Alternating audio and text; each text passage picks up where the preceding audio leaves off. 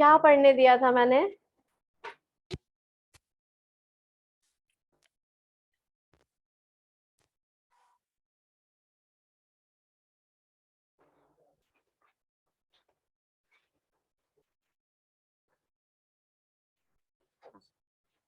First class है। क्या नाम है? आतिका। तुम तो आती रहती है। हाँ, क्या करूं?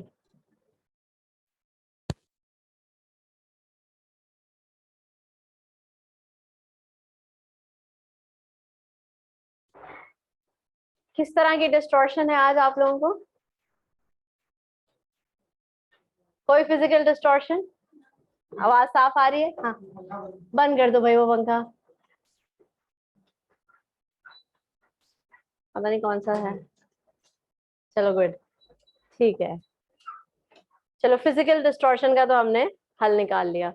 किसी को कोई साइकोलॉजिकल डिस्टॉर्शन है? कुछ और याद आ रहा है? कहीं और जाना है? कोई बहुत मुश्किल काम, स्ट्रेसफुल सिचुएशन? नहीं। फिजियोलॉजिकल। रात में नहीं सोए, भूख नहीं, खाना क्यों नहीं खाया? तो भाई बाहर चले आते। टाइम होता है ना तुम लोगों के पास? कितनी देर का फॉर्म फिल? आधा घंटा करते रहे तुम लोग?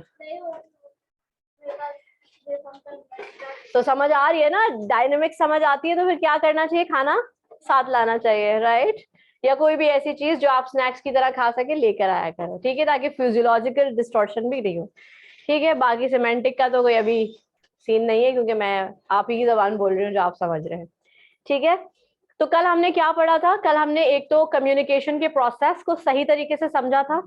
ठीक है, उसके अलावा हमने ये देखा था कि कम्युनिकेशन के प्रोसेस में किस किस तरह की प्रॉब्लम्स, हर्डल्स या फिर डिस्टॉर्शंस आती हैं। ठीक है, फिर हमने 7 C's को हमने डिटेल में देखा कि 7 C's क्या होते हैं और वो क्यों कम्युनिकेशन में इतने इंपॉर्टेंट हैं, और स्पेशली किसी प्रोफेशनल या फॉर्मल कम्युनिकेशन का हिस्सा क्यों होते हैं। वैसे आप अगर गौर से सोचें कभी बैठ के, जो कि आप पता नहीं कब सोचते हैं या कभी बैठ के रिफ्लेक्ट करते भी हैं जो चीजें पढ़ रहे हैं या सीख रहे हैं, तो आपकी पर्सनल लाइफ में भी 7 C's बहुत जगह अप्लाई हो रहे होते हैं। ठीक है, अगर आप इन सारी चीजों को कहीं ना कहीं थोड़ा बहुत अप्लाई करते हैं तो आप ही की बॉन्डिंग दूसरों से, यानी कि कनेक्शंस, नेटवर्किंग स्ट्रांग होती है। चाहे वो आपकी फैमिली हो, फ्रेंड्स हो, कॉलीग्स हो, या कोई भी ऐसे लोग हो जिनसे आपको किसी ना किसी का तरह का काम या कोई इश्यूज होते हैं। ठीक है, तो ये वो चीजें हैं जो आप किसी भी तरह की कम्युनिकेशन में अवॉइड नहीं कर सकते, चाहे वो पर्सनल लेवल पे हो, चाहे वो बहुत ज्यादा प्रोफेशनल लेवल पर हो। ठीक है, कम्युनिकेशन में 7 C's हमेशा आते हैं। अच्छा, कल हमने ये चीज देखी, उसके बाद हमने देखा कि कम्युनिकेशन में जो सबसे इंपॉर्टेंट चीज है मैसेज, वो किस किस तरीके से आगे फ्लोट करता है उस प्रोसेस में। ठीक है, दो चीजें हमने पढ़ी थी, मीडिया चैनल। ठीक है, वो मीडिया चैनल भी आप लोगों को समझ आ गया था कि कोई ना कोई एक मीडिया होता है जिसके थ्रू आप वो चीज भेज रहे होते हैं और वो एक चैनल पे चल रहा होता है। ठीक है, चैनल का मतलब टीवी चैनल नहीं, कोई ना कोई एक ऐसा चैनल जो कम्युनिकेशन सपोर्ट कर रहा हो। ठीक है, और इसके बाद हमने जब ये सारी चीजें पढ़ ली थी तो फिर मैंने आपको मैसेज स्ट्रक्चरिंग सिखाई थी। कोई भी मैसेज स्ट्रक्चर करने के लिए आपको सोचना पड़ता है। ठीक है, उसमें आपको टोन इंपॉर्टेंट चीज है। ठीक है, और उस टोन को रिटन मैसेज में, यानी कि ओरली तो आप समझ सकते हैं कि टोन आपको किस तरीके से मैनेज करनी है, बैलेंस करनी है, आपको अपना गुस्सा कहाँ रोकना है कहाँ नहीं, एंड सो ऑन। लेकिन जब आप रिटन मैसेज करते हैं तो आपकी ये सारी चीजें दो चीजों से रिफ्लेक्ट होती है, पंक्चुएशन और चॉइस ऑफ वर्ड्स। ठीक है, और चॉइस ऑफ वर्ड्स में हमने देखा था कि वोकैबुलरी इंपॉर्टेंट है। जितनी ज्यादा प्रोफेशनल और 7 C's को कंसिडर करती हुई एक वोकैबुलरी होगी, उतना आपके लिए इजी होगा और आपकी कम्युनिकेशन स्मूथली फ्लो करेगी। और फिर हमने देखा था क्या चीज, एक और चीज भी हमने पढ़ी थी, लीनियर टू रिच मीडियम। ठीक है, सबसे ज्यादा लीनियर मीडियम वो है जिसमें आपको एक और थर्ड पार्टी की जरूरत पड़ती है कि वो आपकी बात समझाए। जैसे यूजुअली ट्रांसलेटर्स या इंटरप्रेटर्स होते हैं। ठीक है, यानी कि कोई और लैंग्वेज का आदमी जब आपसे बात करेगा तो आपको एक तीसरे बंदे की जरूरत पड़ती है ताकि वो चीजें समझाए। इसका मतलब ये लीनियर मोड है, क्योंकि आपको एक हेल्प, एक्सटर्नल हेल्प की जरूरत पड़ी है चीजों को डिसाइफर करने के लिए, यानी कि समझ, डिकोड करने के लिए। और रिचर मीडियम वो है जहां आपको डायरेक्टली बात समझ आ रही है। तो आप को कोई भी ऐसी कम्युनिकेशन, चाहे वो ओरल हो या रिटन हो, अगर वो ऐसी है कि एक दफा में क्लियरली समझ आ गई इंस्ट्रक्शन आपको मेरी और मुझे आपकी, तो इसका मतलब है हम रिच मीडियम पे हैं। ठीक है, फिर मैंने आपको कुछ फॉर्म्स बताए थे जो ऑफिशियली यूज होते हैं, जैसे लेटर्स, रिपोर्ट्स, उसके अलावा क्या था, मेमोज, सर्कुलर्स और नोटिस बोर्ड। उस स्टैंडर्डाइज फॉर्म्स, और उसके अलावा वो क्या कहते हैं आपके in house magazines, staff handbooks, ठीक है, ये सारी चीजें थी। ये आपने देख लिया, ये सारे क्या है, डिफरेंट डिफरेंट मीडियाज हैं जो आप यूज कर रहे होते हैं प्रोफेशनल कम्युनिकेशन में। आज हम देखेंगे idea generation. Idea generation is basically brainstorming, ठीक है। ब्रेनस्टॉर्मिंग अब आपके पेपर में आती है, ठीक है, ये एक ऐसा टॉपिक है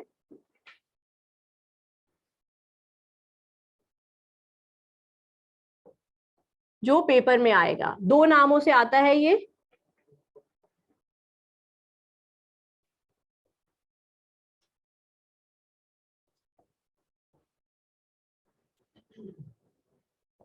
एफिनिटी डायग्राम। ये दो चीजें आपके पेपर में आएंगी जो कि आप इस टॉपिक से लेंगे, इस चैप्टर से, और ये 10 मार्क्स का क्वेश्चन होगा, यानी कि पार्ट होगा क्वेश्चन का, ठीक है। जो भी क्वेश्चन है ये 2-3 पेपर में डिपेंड करता है, ये उसका पार्ट ए है, ठीक है। इसमें आप 10 मार्क्स लेंगे, फिर आप मजीद 20 मार्क्स के लिए इसका पार्ट बी करेंगे। एक भी पार्ट आपने छोड़ दिया, पेपर ये क्वेश्चन पूरा कैंसिल हो जाएगा, ठीक है। क्योंकि पार्ट्स में जब क्वेश्चंस आ रहे होते हैं तो आपको सारे पार्ट्स उस क्वेश्चन के करने होते हैं अगर आप उस क्वेश्चन के पूरे मार्क्स एक्वायर करना चाह रहे हैं, ठीक है। यानी कि ऐसा नहीं हो सकता कि इसका ए पार्ट कर लूं, दूसरे क्वेश्चन का बी कर लूं, ए भी तो हो गया, ऐसे नहीं होगा, ठीक है। सो अगर क्वेश्चन 2A है तो 2B भी आपको करना है, कंपल्सरी है, ठीक है। और हमेशा याद रखें कि ये ब्रेनस्टॉर्मिंग 10 मार्क्स की है, तो ऐसे राइटिंग आपकी होगी 20 मार्क्स की, तब जाके टोटल 30 मार्क्स होंगे आपके, ठीक है। और बहुत से बच्चे कहते हैं 10 नंबर तो मिल जाएंगे, 20 को छोड़ दे। ऐसे नहीं करिएगा, वो 20 छोड़ दिए और कहीं और एक्स्ट्रा कट गए तो फिर मार्क्स रिफ्लेक्ट हो जाएंगे रिजल्ट पे, और आप फिर यहाँ बैठे हुए नजर आएंगे, ठीक है। और वो मैं नहीं चाह रही।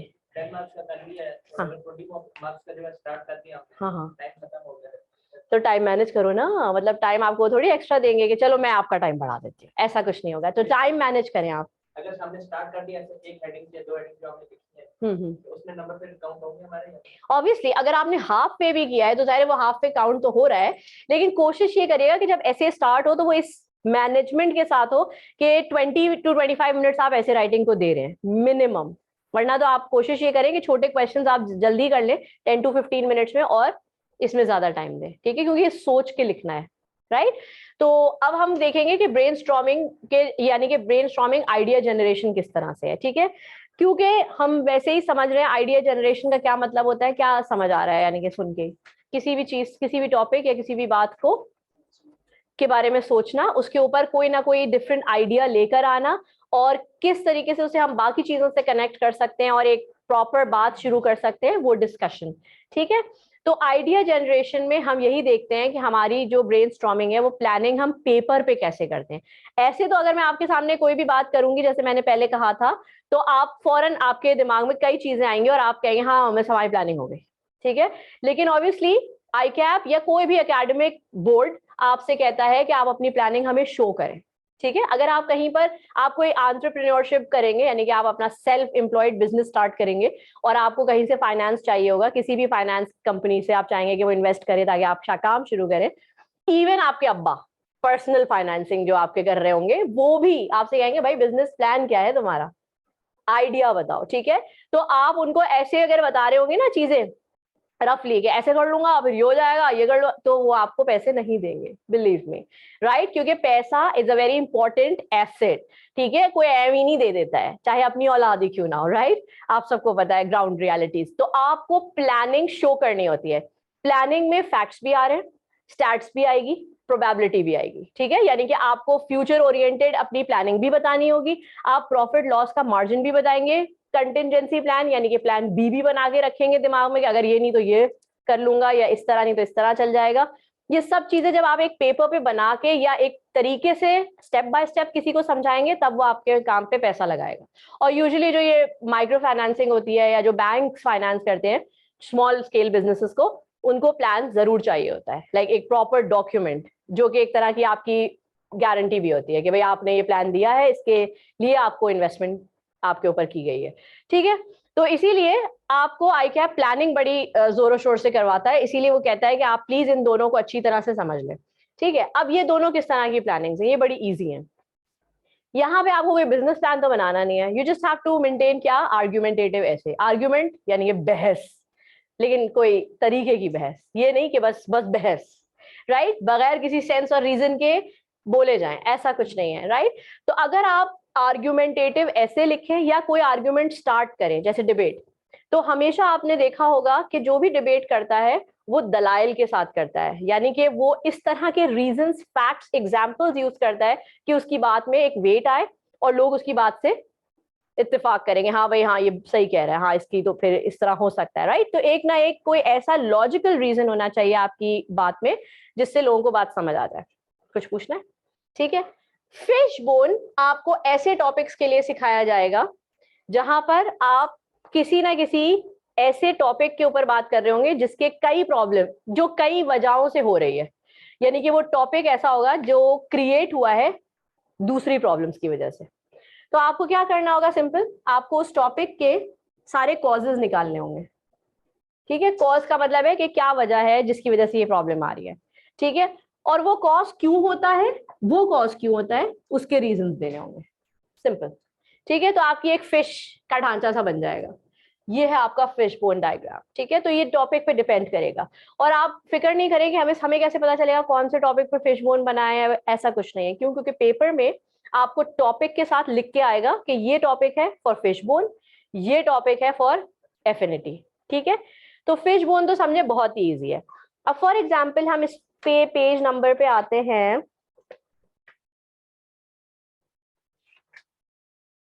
12। अब अगर आप पेज नंबर 12 पे आते हैं तो आपको फिश बोन की बड़ी अच्छी सी एग्जांपल दी है इन्होंने, ठीक है। अगर पीडीएफ है आप लोगों के पास तो आप पीडीएफ भी देख सकते हैं। है पीडीएफ? पीडीएफ भी नहीं है तो तुम लोग के पास पीडीएफ क्यों नहीं है? तुम तो मेरी कितनी क्लासेस ले चुके हो, है ना? तो या लाइक रेगुलरली क्लास ले रहे हैं ना आप मेरी, तो आपने अब तक पीडीएफ क्यों नहीं ली? ग्रुप पे ऐड है आप? है? तुम्हारे पास तो है, तो उसको आगे बुलाओ फिर, या तुम पीछे चले आओ ताकि शेयर, या आपके पास है तो आप इनसे शेयर करें, ठीक है। और आप भी किसी से शेयर कर लें या तो, ठीक है। अब अगर आप पेज नंबर 12 देखेंगे तो आप इसमें देखेंगे कि क्या लिखा हुआ है, short circuit as at an assembly line. ये एक प्रॉब्लम है, शॉर्ट सर्किट हुआ है कहाँ? असेंबली लाइन में।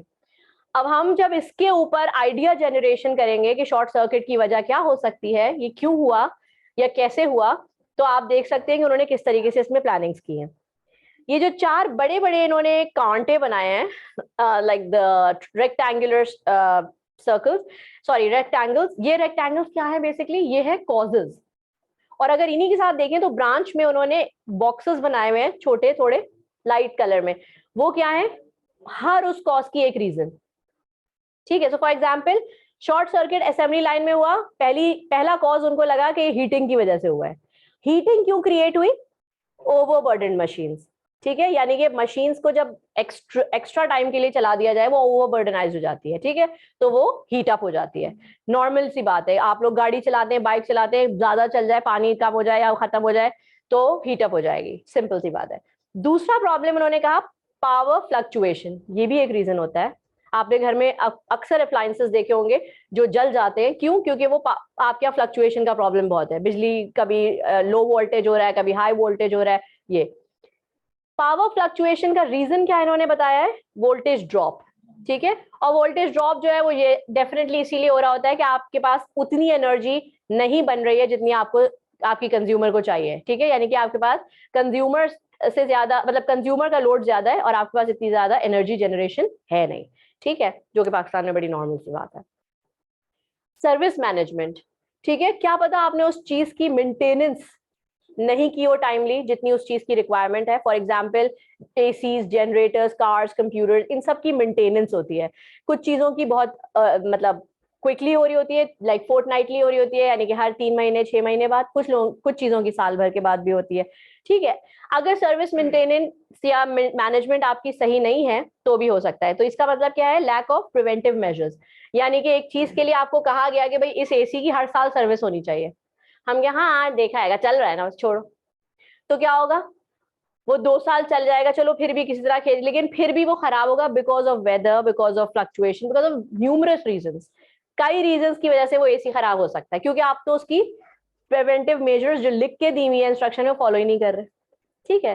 फिर उन्होंने लिखा ह्यूमन एरर, क्या पता किसी ने गलत तरीके से वो ऑन किया हो असेंबली लाइन का बटन स्विच, या गलत क्या कहना चाहिए कि एक होता है ना कि कुछ चीजों में लिखा होता है 220 पे चले 110 पे लगा दिया, कोई भी इस तरीके का ह्यूमन एरर हुआ हो जिसकी वजह से ये शॉर्ट सर्किट हुआ है।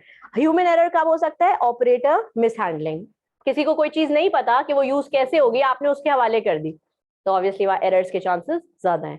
जैसे कि गाड़ी चलानी जिसको नहीं आती, आप उससे बोले भाई तुम ही चलाओ, क्या चांसेस हैं कि आप मौत के चांसेस है, वो डायरेक्ट मौत पे ले आया है, तो एक्सीडेंट का तो कोई वो ही नहीं है। जी जी, असेंबली लाइन क्या होती है? मैं इंजीनियरिंग पढ़ा रही हूँ यहाँ?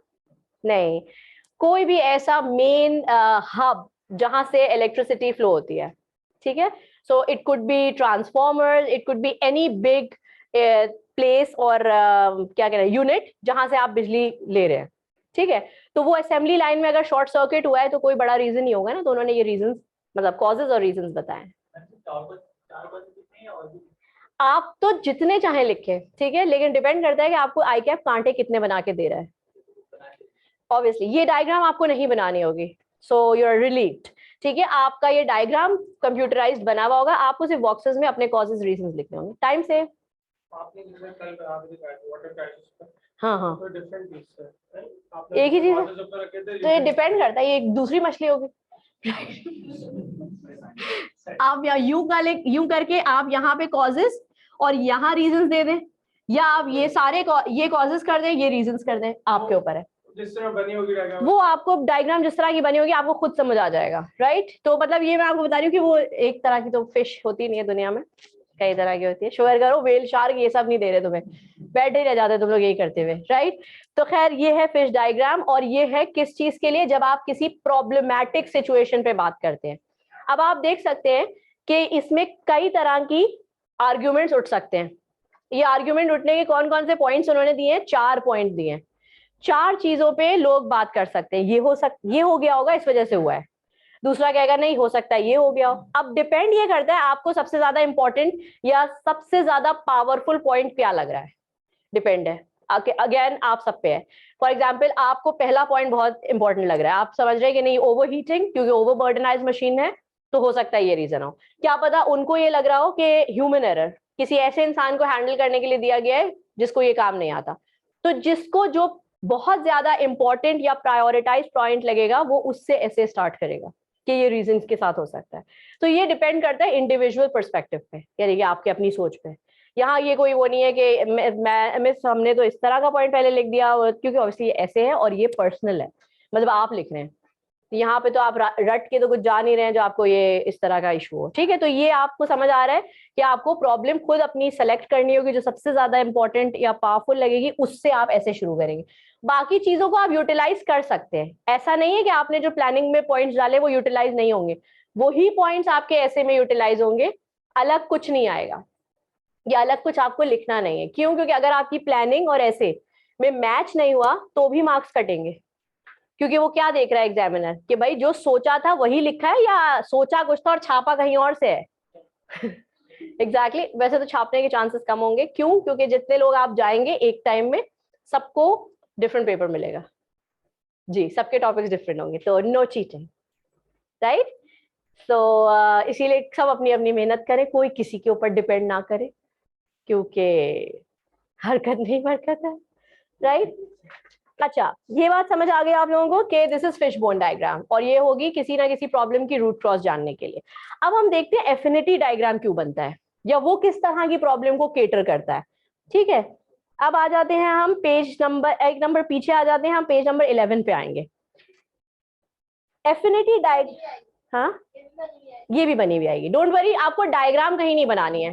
ज़ाहिर है कंप्यूटराइज पेपर है तो आप कोई स्केल पेंसिल लेके तो जाएंगे नहीं, ठीक है। और ना ही आपको, अगर कुछ लोगों को वहाँ चार्ट वार्ट्स नहीं मिल रहे हो तो ऑब्वियसली बहुत सारे लोग हैं जिन्होंने कितने हैं जिन्होंने MS ऑफिस पे कभी काम नहीं किया, ऑनेस्टली हाथ उठाइएगा।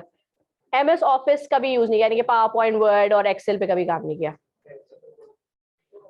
हाँ ठीक है, 1 2 3 और 4, हाँ 5। तो इस देखिए, अब आप लोगों ने जब MS ऑफिस पे काम नहीं किया तो अभी आपको ये कह ही नहीं रहे कि MS ऑफिस भी सीख के आए, तो इसका मतलब है कि ये आपको कोई ऐसा काम नहीं देंगे जो बहुत ज्यादा हटके हो, सिर्फ टाइपिंग ही देंगे या चूज द बेस्ट आंसर, जो कि आप माउस की मदद या स्क्रोलिंग की मदद से भी कर लेंगे, राइट।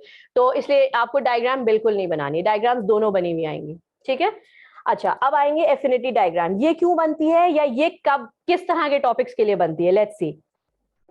इन्होंने कहा है एफिनिटी डायग्राम्स और chart help organize random ideas into groups, themes और कैटेगरीज, ठीक है। यानी कि किसी भी टॉपिक को कैटेगराइज करना या उस चीज को ग्रुप्स में डाल के चेक करना कि क्या चीज बेहतर और क्या चीज कमतर है, ये इस काम के लिए बनती है। तो क्या हुआ बेसिकली, कंपैरिजन। कंपैरिजन यही होता है ना कि क्या ज्यादा अच्छा है। जैसे आपके पास, आप किसी चीज के लिए इनडिसाइसिव हैं, ये करूं या ये, एमबीए या सीए, तो आप क्या करेंगे, है बोरिंग आंसर। भाई तुम लोग ये करोगे ना कि तुम लोग जी, आप एक तरफ लिखेंगे एमबीए और एक तरफ लिखेंगे सीए, फिर आप देखेंगे इसके क्या बेनिफिट्स हैं, इसके क्या बेनिफिट्स हैं। जिसके ज्यादा बेनिफिट्स नजर आ रहे होंगे आप उधर झुक जाएंगे, ठीक है। या कुछ लोग इस तरीके से कंपैरिजन करेंगे जो कहेंगे इसकी बुराइयां, इसकी बुराइयां, जिसकी बुराइयां कम है वहां जाऊंगा। ये भी होता है, दो उल्टे तरह के भी लोग होते हैं, जैसे तुम है उल्टा सोच रहे हो, राइट, ठीक है। तो अब आपको समझ आ रही है कि एमबीए सीए या इस तरीके से, यानी कि जब आप कोई चीज को, दो चीजों के आप टॉपिक पे दो बातें हो रही हैं, जैसे कि online school versus physical schooling, तो ऑब्वियसली ये कंपैरेटिव है। जब दो कंपैरेटिव टॉपिक आ जाएगा, वहां आपका आर्ग्यूमेंट किधर जाना चाहिए वो आपको एफिनिटी हेल्प करके देगा, ठीक है। अब हम देखते हैं एफिनिटी में हम किस तरीके से उसे फिल अप करते हैं। Essential features of the affinity diagrams are as follows. Number 1, list of ideas that comes to the mind without any interference. पहले तो हम वो आइडियाज लिस्ट डाउन करेंगे जो हमारे दिमाग में बस आते जा रहे हैं टॉपिक को सुनने के बाद, ठीक है। अब वो किसी भी चीज के लिए हो सकते हैं। Identifying patterns with the idea with in the ideas generated. अब हम पैटर्न नोट करेंगे कि हम कर क्या रहे हैं। फॉर एग्जाम्पल, जब मैंने कहा online and on site schooling, तो आपके दिमाग में ज्यादा किस चीज के लिए आइडिया आ रहे हैं ये आपके ऊपर है। कुछ लोग ऑनलाइन को ही लेके आइडिया सोचते रहेंगे, वो ऑन साइट को सोचेंगे ही नहीं, तो इसका मतलब है उनके आइडियाज ऑटोमेटिकली समझ आ रहा है कि वो ऑनलाइन को सपोर्ट करेंगे अपने ऐसे में, ठीक है। कुछ लोग होंगे जो वही जैसे मैंने कहा नेगेटिव वे में लेके जाएंगे, तो वो नेगेटिविटी में किसी भी एक तरफ की ज्यादा बुराइयां लिखना शुरू कर देंगे। तो आपको खुद समझ आ जाएगा इनका ऐसे किधर इंक्लाइंड होगा। ये जिस चीज की ज्यादा बुराई कर रहे हैं ये उसके खिलाफ बात करेंगे और आपको भी परसुएट करेंगे कि आप इस चीज को मानेंगे, हाँ भाई इसमें फायदा नहीं है, राइट। परसुएशन क्या होती है, परसुएशन का मतलब कन्विंस कर लेना किसी चीज पे, ठीक है। तो मैं आपको किसी चीज के लिए कन्विंस कर लूं कि भाई पीआरसी 1 जो है वो बेस्ट है, क्यों, क्योंकि 6 चैप्टर्स, छोटा सा पेपर, क्लियर, ठीक है। और ऐसा पेपर जिसमें तुम लोगों के लिए कोई चीज की बहुत ज्यादा लाएंगे, तुम्हें याद भी नहीं करना है, कोई फॉर्मूलाज भी नहीं है, कुछ भी नहीं है, बस तुम लोग लिखोगे और पास हो जाओगे। क्यों यकीन नहीं आता तुम लोग, अपने ऊपर कब यकीन आएगा, ऐसे जाते हो तुम लोग तरीके, ये कैसे हो सकता है। Keeping similar ideas together in a head. एक जैसे आइडियाज आप एक तरफ लिखते हैं, दूसरी तरह के आइडियाज जब आएंगे आपको, यानी कि टॉपिक के अगेंस्ट या टॉपिक का दूसरा साइड, तो आप दूसरी तरफ लिखेंगे। एफिनिटी डायग्राम कुछ इसी तरीके से बनती है, आपको यहाँ पे बना के दिखाई भी है इन्होंने, ठीक है। सो फॉर एग्जाम्पल, आपका मेन टॉपिक आया इधर, ठीक है। उसके बाद अगर आपके पास उससे रिलेटेड आइडियाज आ रहे हैं तो आप इस तरीके से आइडियाज जनरेट करने लगेंगे, ठीक है। यानी कि यहाँ पे लिखा है ऑनलाइन वर्सेस ऑन साइट, ठीक है। अब आप चाहे तो इधर बेनिफिट्स लिख लें ऑनलाइन के, ठीक है, या आप इधर ऑन साइट के बेनिफिट्स लिख लें। जो चीज आपके पास ज्यादा होगी ऑब्वियसली आप वो लिखना शुरू कर देंगे, ठीक है। और आपको खुद समझ आने लगेगा कि जिस चीज के पॉइंट्स मेरे पास ज्यादा है, मेरा ऐसे उसी बात को सपोर्ट करेगा। अगर पॉजिटिव और नेगेटिव दोनों पॉइंट्स आए तो वो दोनों हाँ आप लिखेंगे, दोनों लिखेंगे, लेकिन एक साइड जो होती है वो आपकी ज्यादा स्ट्रॉन्ग जा रही होती है, आप ऑटोमेटिकली देखिएगा, क्योंकि आपकी सोच है, ठीक है। आपको अभी लग रहा है कि हम दोनों को बैलेंस करके चला लेंगे, ठीक है। जब आप बैलेंस करेंगे तो आप कॉन्शियस हो जाएंगे, लेकिन आप जब अनकॉन्शियसली यानी कि अपनी धुन में सोचेंगे ना, तो आपको कोई एक ही चीज करनी है, हमेशा ऐसी होता है। आप कभी शॉपिंग में जाएं, यानी कि मैं एक छोटी सी मिसाल दे रही हूँ, आपको दो शर्ट्स पसंद आई हैं, आप दोनों शर्ट्स को थोड़ी देर अपने सामने रख के और थोड़ी सी चीजों को सोचना शुरू करें, तो आप थोड़ी देर में डिसाइड कर लेंगे कि आपको ये वाली चाहिए। वो इसलिए हो जाता है क्योंकि आपको समझ आ रहा होता है कि ये कहाँ कहाँ सूट हो रही है और किस किस ओकेजन से पहनी जा सकती है और ये कितनी अफोर्डेबल है और क्या क्या है, ये सारी चीजें आपके सामने आ जाती है, राइट। बहुत ही कम, और बहुत कम इस तरह होता है कि आप एक ही प्राइस की दो चीजें देख रहे हो तो वहां पे फिर प्राइस आपका क्राइटेरिया नहीं होता, फिर आप obviously choice, colour, design, different चीजों पे जा रहे होते हैं या ओकेजन पे भी जाते हैं, ठीक है। तो ये इस तरीके से हो रहा है। फिर इन्होंने कहा है identifying headers, themes or category, list of ideas that comes to the mind within each category, sort headers or similar ideas together in a head as and when appropriate. For example, ये देखें topic क्या दिया इन्होंने, the brainstorming activity has identified the following lines item from a simple statement of financial position. ठीक है यहाँ example है उसकी, the above item would be much better structured into subgroups. इन्होंने पहले आपको बहुत सारे क्या दिया है, फाइनेंशियल पोजीशन बताइए, उसमें क्या क्या चीजें इन्होंने इंक्लूड की है, लिस्ट की है, पहले सिर्फ एफिनिटी नहीं बनाया, लिस्ट डाउन किया है। क्या क्या होगा, जब आप किसी भी जगह की फाइनेंशियल पोजीशन चेक करते हैं और एक स्टेटमेंट बनानी होती है आपको, तो आप क्या क्या देखते हैं, bank loan, ordinary share capital, inventory, tangible non current assets, revaluation reserve, trade payables, trade receivable, overdraft, अभी तुम लोग तो अकाउंट्स पढ़ते हो, तुम लोगों को पता होगा ये, राइट, ठीक है। Overdraft, retained earning, intangible assets, cash at bank. अब आपके पास ये सारी रैंडम टर्म्स हैं, मिक्स्ड हैं, ठीक है। आपको नहीं पता कि आप इसको किसी को जब एक्सप्लेन करने खड़े होंगे तो कैसे करेंगे। तो एफिनिटी डायग्राम आपको हेल्प आउट करता है। कैसे हेल्प आउट करता है, आपने ऊपर लिखा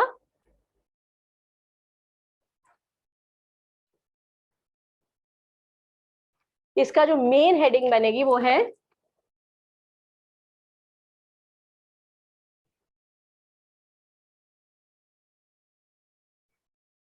ठीक है। अब आपने इधर क्या लिखा है इन्होंने, एसेट्स है, ठीक है, एसेट्स, और एक तरफ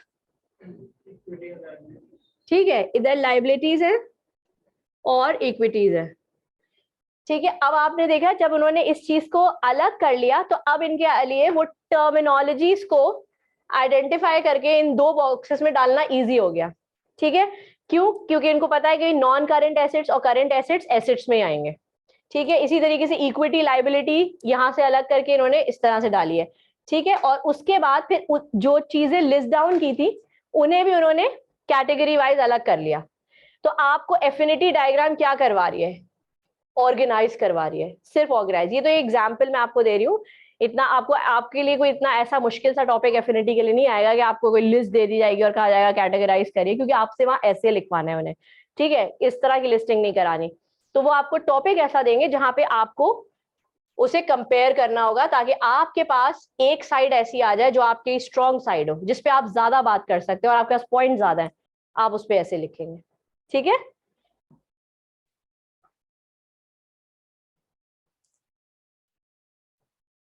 जैसे कि ड्राफ्टिंग और राइटिंग, अच्छा यहाँ तक ये प्लानिंग है, ये सारी प्लानिंग की चीजें मैंने आज आप अभी बताई हैं। ये दोनों प्लानिंग के तरीके आपको समझ आए, किसी में भी प्रॉब्लम, फिश बोन, ठीक है,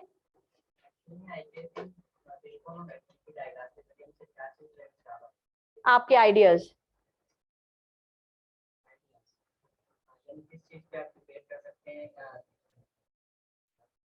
नहीं, उससे उसी से पूछो पहले, वो जो बता रहा है वो बताओ क्या कह रहा है।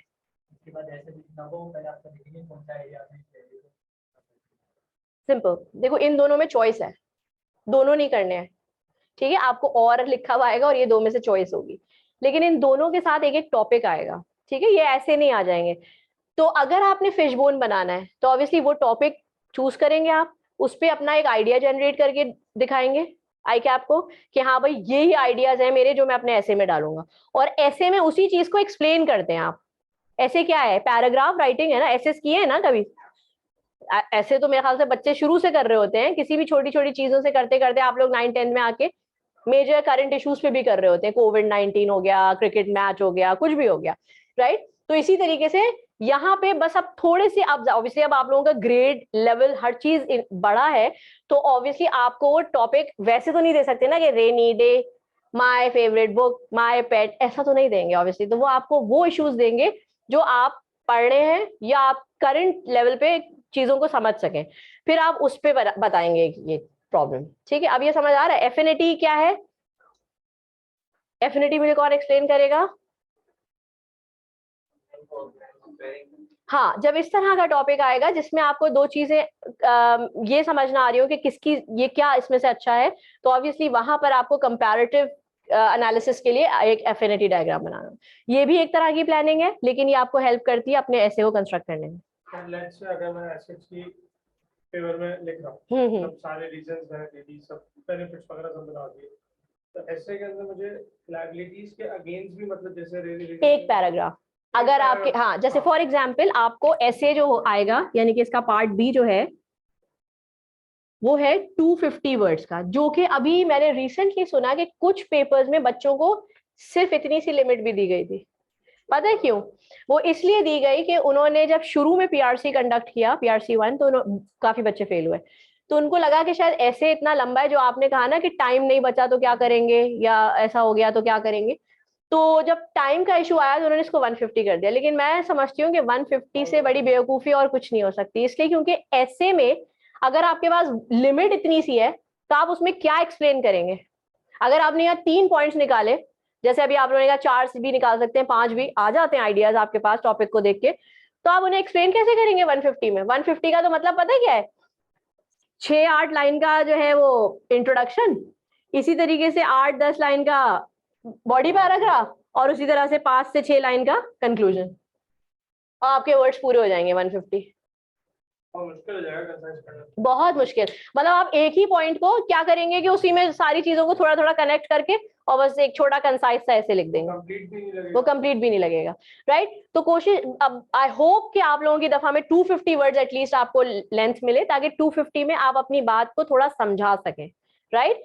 हम प्रैक्टिस यहाँ पे 250 वर्ड्स की ही करेंगे, ठीक है, क्योंकि 250 वर्ड जो एक प्रॉपर ऐसे लेंथ है, राइट? लेकिन ये कि मैं ये देखूंगी कि आप लोगों के पैराग्राफिंग और ये सारी चीजें बहुत सही होनी चाहिए, ठीक है?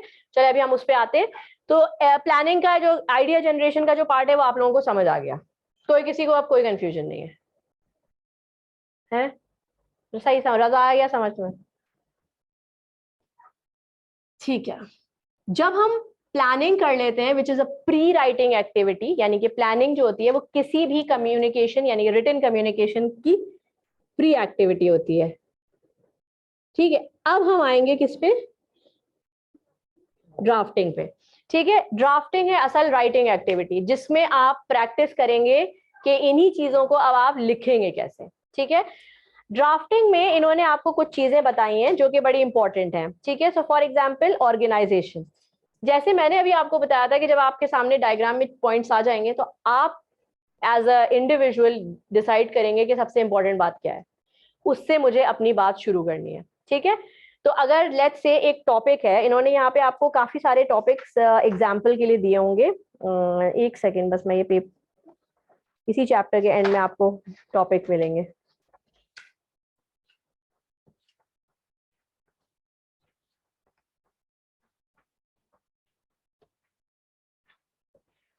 ठीक है, जैसे कि एक टॉपिक है जो आपकी बुक में आता है, बुक से ही है, मैं आपको बुक से ही दे रही हूँ।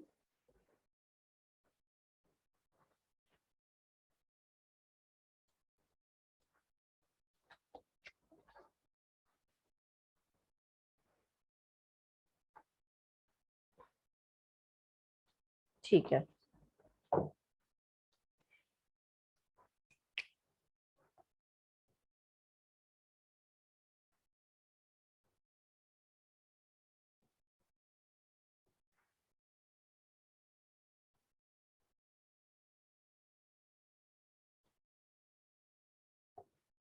एक टॉपिक है, क्या है लिखा? ठीक है, क्या होते हैं ये? जिसमें जीरो इन्वेस्टमेंट, यानी कि कोई विदाउट इन्वेस्टमेंट आप अपना बिजनेस स्टार्ट करते हैं, जैसे कि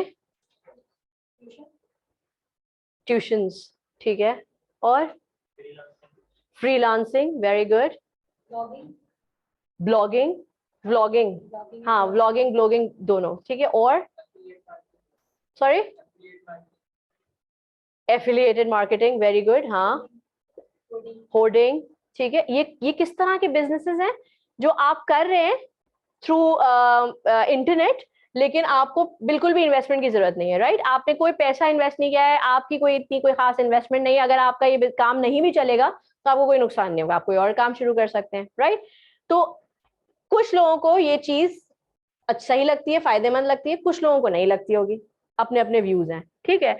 जब आपके पास ये टॉपिक आया तब आप बताएं पहले तो कि ये किस तरह का टॉपिक है, फिश बोन या एफिनिटी? एफिनिटी का है, बिल्कुल देख के ही लग रहा है, क्योंकि इसमें कोई बड़ा प्रॉब्लम नहीं है, ये एक ऐसा टॉपिक है जिसमें ओपिनियंस हैं, ठीक है? तो अब आपको इतना तो समझ आना चाहिए कि वो टॉपिक्स एफिनिटी के लिए आएंगे जो ओपिनियन बेस्ड होंगे स्ट्रांगली, ठीक है?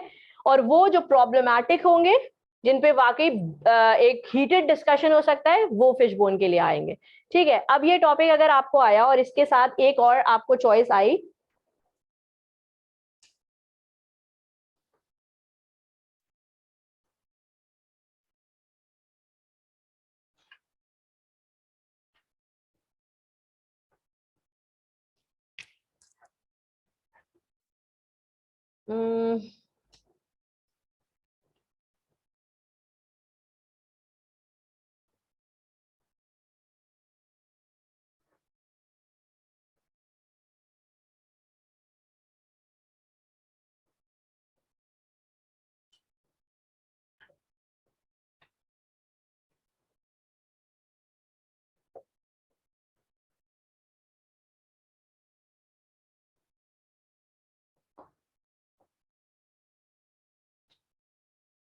ये कैसा टॉपिक है?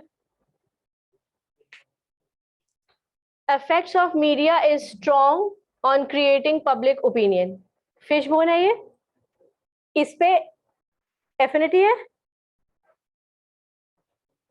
अच्छा, आप क्या ओपिनियन, आपका क्या लगता है, आपको लगता है मीडिया का इन्फ्लुएंस नहीं है? जो हमारा एक पर्सपेक्टिव या माइंडसेट जो क्रिएट हुआ है हम सबका, वो मीडिया से नहीं हुआ है? तुम्हें क्या लगता है? तुमने बोला नहीं ये एफिनिटी है, तो इसीलिए पूछ रही हूँ कि आपको नहीं लगता? इट्स अ प्रॉब्लम, ठीक है? और ये एक ऐसा प्रॉब्लम है, कौन है यहाँ डिनाई कर रहा है कि मीडिया हमें इन्फ्लुएंस नहीं कर रहा? कोई कर रहा है क्या? आप कर रहे हैं इस बात को डिनाई, ठीक है? और मीडिया क्या है? मीडिया सिर्फ वो नहीं है कि चैनल पे न्यूज देख लिया आपने, मीडिया हर वो चीज है जो आपको इन्फ्लुएंस कर रही है। आपका मोबाइल यानी कि सोशल मीडिया, ठीक है? टेलीविजन जो कि आपका इलेक्ट्रॉनिक मीडिया है, अखबारात, किसी किस्म के मैगजीन्स, एडवर्टाइजमेंट्स, ये सब क्या है? प्रिंट मीडिया है। तो हर तरह का मीडिया, यहाँ पे मीडिया का वर्ड यूज है विच इज जनरल, ठीक है? तो effects of media is strong on creating public opinion, ये एक प्रॉब्लम है, ठीक है?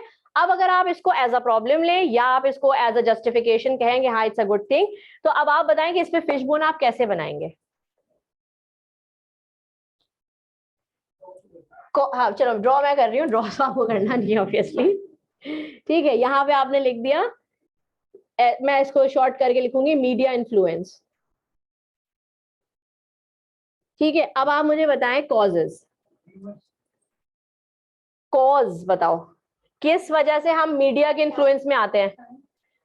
टाइम, और इसका रीजन क्या है? नहीं नहीं, आप समझ नहीं रहे हैं, फिर इसका मतलब स्क्रोलिंग तो आप कह ही नहीं सकते ना, तो इररिलेवेंट बात। आपने टाइम मुझे किस कॉन्टेक्स्ट में कहा है, पहले तो ये बताएं। इन्फ्लुएंस का मतलब तो पता है ना? वेरी गुड, आप सब पे किसी ना किसी का इन्फ्लुएंस होता है, ठीक है? हम सब पे किसी ना किसी का इन्फ्लुएंस है। कुछ लोग कहते हैं ना कि नहीं मैं तो किसी की भी इन्फ्लुएंस में नहीं हूँ, ठीक है? ऐसा हो नहीं सकता, like there must be someone, क्योंकि हम सब कनेक्टेड हैं एक तरह से, पूरी दुनिया में लोग एक दूसरे से कनेक्टेड हैं, ह्यूमंस आर कनेक्टेड स्पीशीज, ठीक है? तो ऐसा कोई नहीं कह सकता कि हम किसी के इन्फ्लुएंस में नहीं है। आप कुछ जो भी कर रहे हैं ना अपनी जिंदगी में, आप जैसे पहन ओढ़ रहे हैं, ठीक है? अब वो आप बनाए,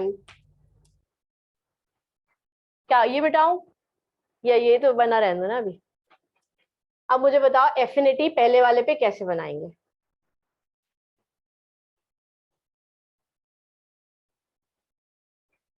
पहले तो मुझे ये बताओ कितने लोग हैं जो इस फेवर में है कि हाँ zero investment businesses are good? कितने लोग फेवर पे हैं? क्योंकि तुम लोग कंगाल हो इसलिए इस तरह कर रहे हो हैं?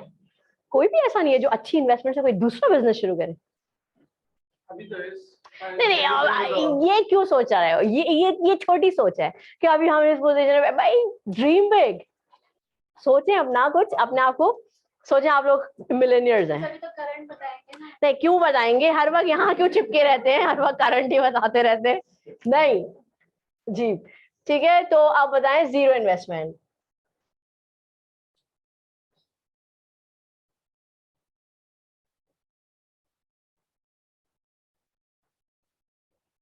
ठीक है बिजनेसेस, ये आ गया आपका मेन।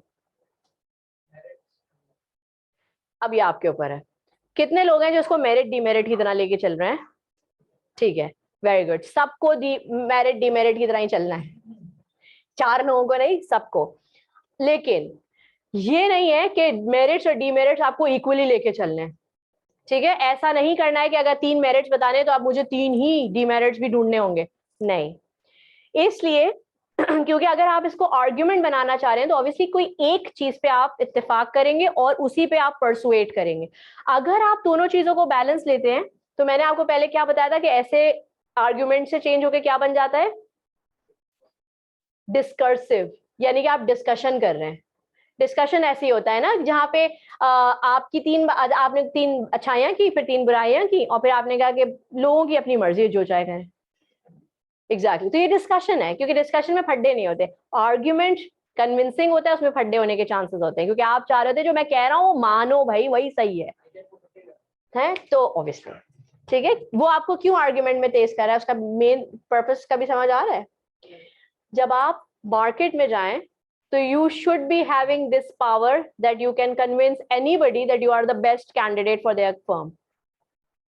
और अगर आप में ये सलाहियत नहीं हुई तो आप जितना भी पढ़ के जाएंगे ना, और आपका वो कॉन्फिडेंस, ये जो सेल्फ अवेयरनेस, सेल्फ एस्टीम है, वो इतना स्ट्रांग नहीं है, आपको कोई फर्म नहीं लेगा। आपने कभी देखा होगा यूट्यूब पे बड़ी इंटरव्यूज की वीडियोस आती हैं छोटी छोटी सी, जिसमें आपका वो एटीट्यूड चेक कर रहे होते हैं। एक बड़ी इंपॉर्टेंट वीडियो है, अगर पता नहीं मुझे इसका लिंक मिला तो मैं आप लोगों को शेयर करूंगी, वो देखिएगा कि उस पर किस तरीके से इंटरव्यूअर जो है वो इंटरव्यूज जो देने के लिए लोग कैंडिडेट्स आ रहे होते हैं उनके एटीट्यूड को कैसे चेक कर रहा होता है। और वो उसके पास एक से एक कैंडिडेट आता है, यानी कि हाईली क्वालिफाइड, गोल्ड मेडलिस्ट और एक्सपीरियंस्ड, और ये किसी को नहीं लेता। वो सिर्फ उस बंदे को लेता है जिसके एटीट्यूड में वो ये चीज देख रहा होता है कि इसके अंदर लीडरशिप स्किल्स भी है, इसके अंदर कॉन्फिडेंस भी है, और इसके अंदर अपनी बात को मनवाने की कैपेबिलिटी है। लाइक उसको जो वो कह रहा है कि मैं ये कर सकता हूँ, आप जब तक मौका नहीं देंगे मैं आपको कैसे पता चलेगा। You have, if you want to prove you have to give me a chance.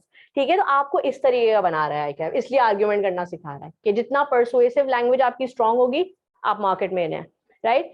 अब आप बताएं कि आप अगर फर्ज करें सब चलें यूनानिमसली, अगर आप सब कह रहे हैं कि इट्स अ गुड थिंग और ये करनी चाहिए, तो ऑब्वियसली आप मेरिट्स बताएंगे।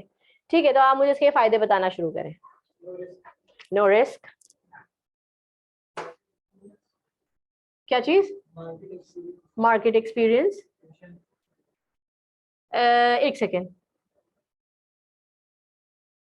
अब मुझे उसकी टाइप्स नहीं बताएं, जीरो इन्वेस्टमेंट की टाइप्स तो मुझे भी बहुत सारी पता है, टाइप्स नहीं अभी हम देख रहे हैं, हम फोकस कर रहे हैं इसके फायदों पे कि इसका फायदा हमें क्या है। जैसे इन्होंने कहा कि no risk, obviously no risk, जब आपने कुछ लगाया नहीं तो आपको रिस्क किस चीज का। मार्केट एक्सपीरियंस, आपको बहुत चीजों का पता चल जाएगा कि फिर कभी अगर आप इन्वेस्ट भी करने वाले होंगे तो आपको पता होगा कि कहाँ करना है कहाँ नहीं करना है। ठीक है, उसके अलावा कैन बी स्टार्ट। ठीक है, सो इसको हम किस तरीके से मेंशन, इसको सही तरीके से स्टेट करें, इजी स्टार्टअप। ठीक है, और कोई बुराई नहीं है इसमें। हाँ, नो ग्रोथ, ये कह रहे हो।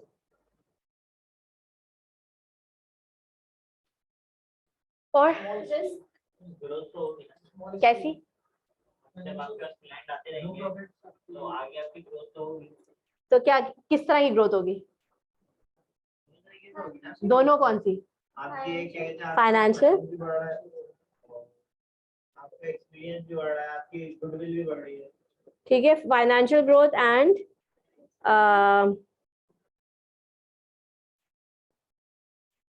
नहीं, इसको हम लिखेंगे डाइवर्सिफाइड।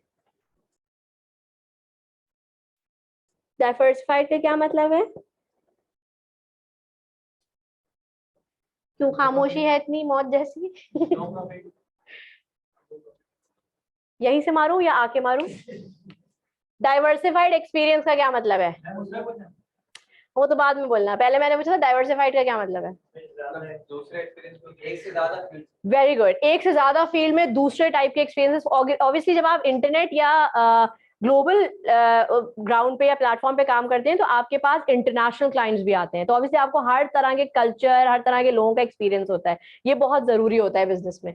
अब आप बताइए क्या बोल रहे हैं आप? लो प्रॉफिट।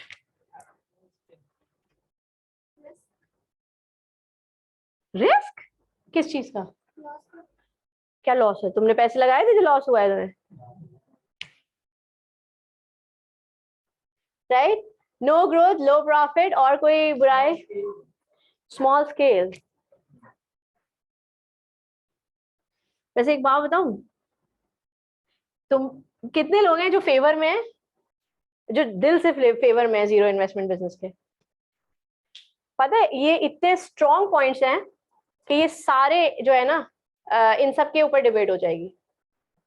इसलिए कि आपने जब कहा नो ग्रोथ, फॉरन ही कॉन्ट्रडिक्शन में उन्होंने दो चीजें बताई हैं कि किस तरह की ग्रोथ हो सकती है। फाइनेंशियल ग्रोथ हो रही है, यानी कि आपका कम्यूट बचा, आप घर में बैठे काम कर रहे हैं, ऑब्वियसली आपकी फाइनेंशियल ग्रोथ है ये, ठीक है। डाइवर्सिफाइड एक्सपीरियंस, यहाँ अगर आप इन्वेस्ट करते हैं, कंट्री में कोई काम शुरू करते हैं तो आपके पास पहले लोकल मार्केट ही होती है, फिर कहीं बहुत मेहनत के बाद आपको इंटरनेशनल क्लाइंट या कोई मार्केट मिलती है, ठीक है।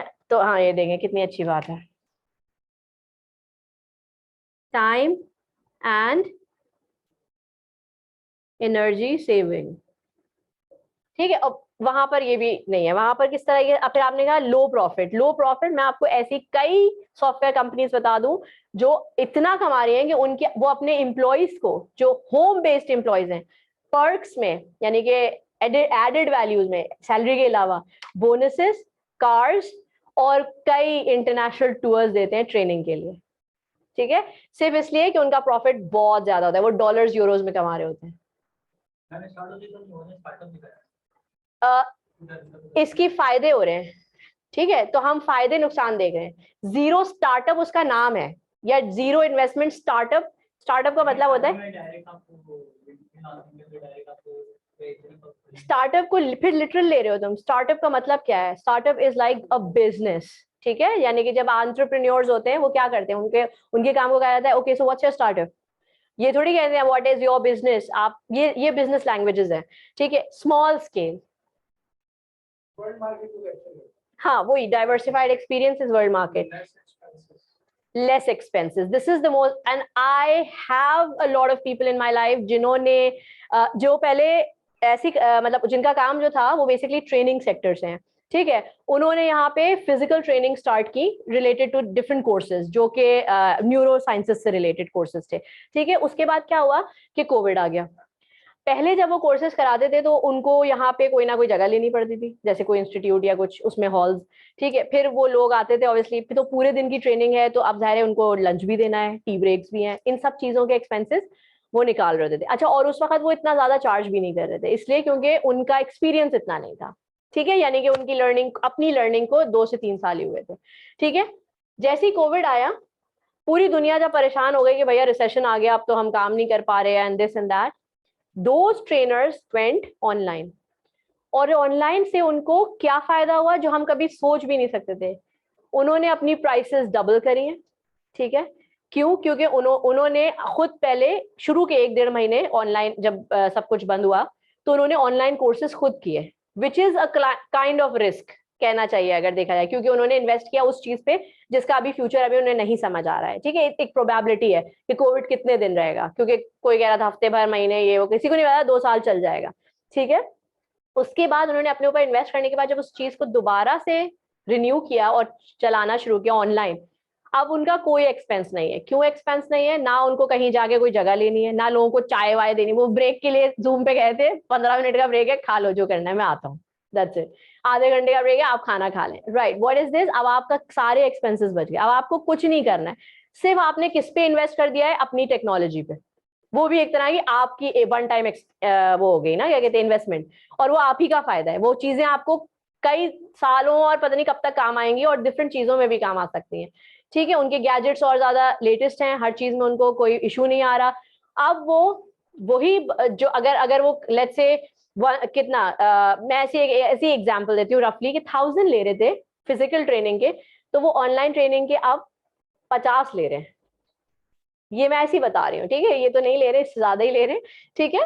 सो द थिंग इज कि अब आप उसको कैसे कहेंगे कि it's a low profit and small scale, and now the scale has increase so much कि जो भी अब उनके ट्रेनिंग के क्लाइंट्स हैं, अगर आप देखें तो उसमें मेजोरिटी क्लाइंट्स जो होते हैं वो किसी और टाइम जोन से आ रहे होते हैं। टाइम जोन का मतलब है different parts of the world, UK, US, Australia.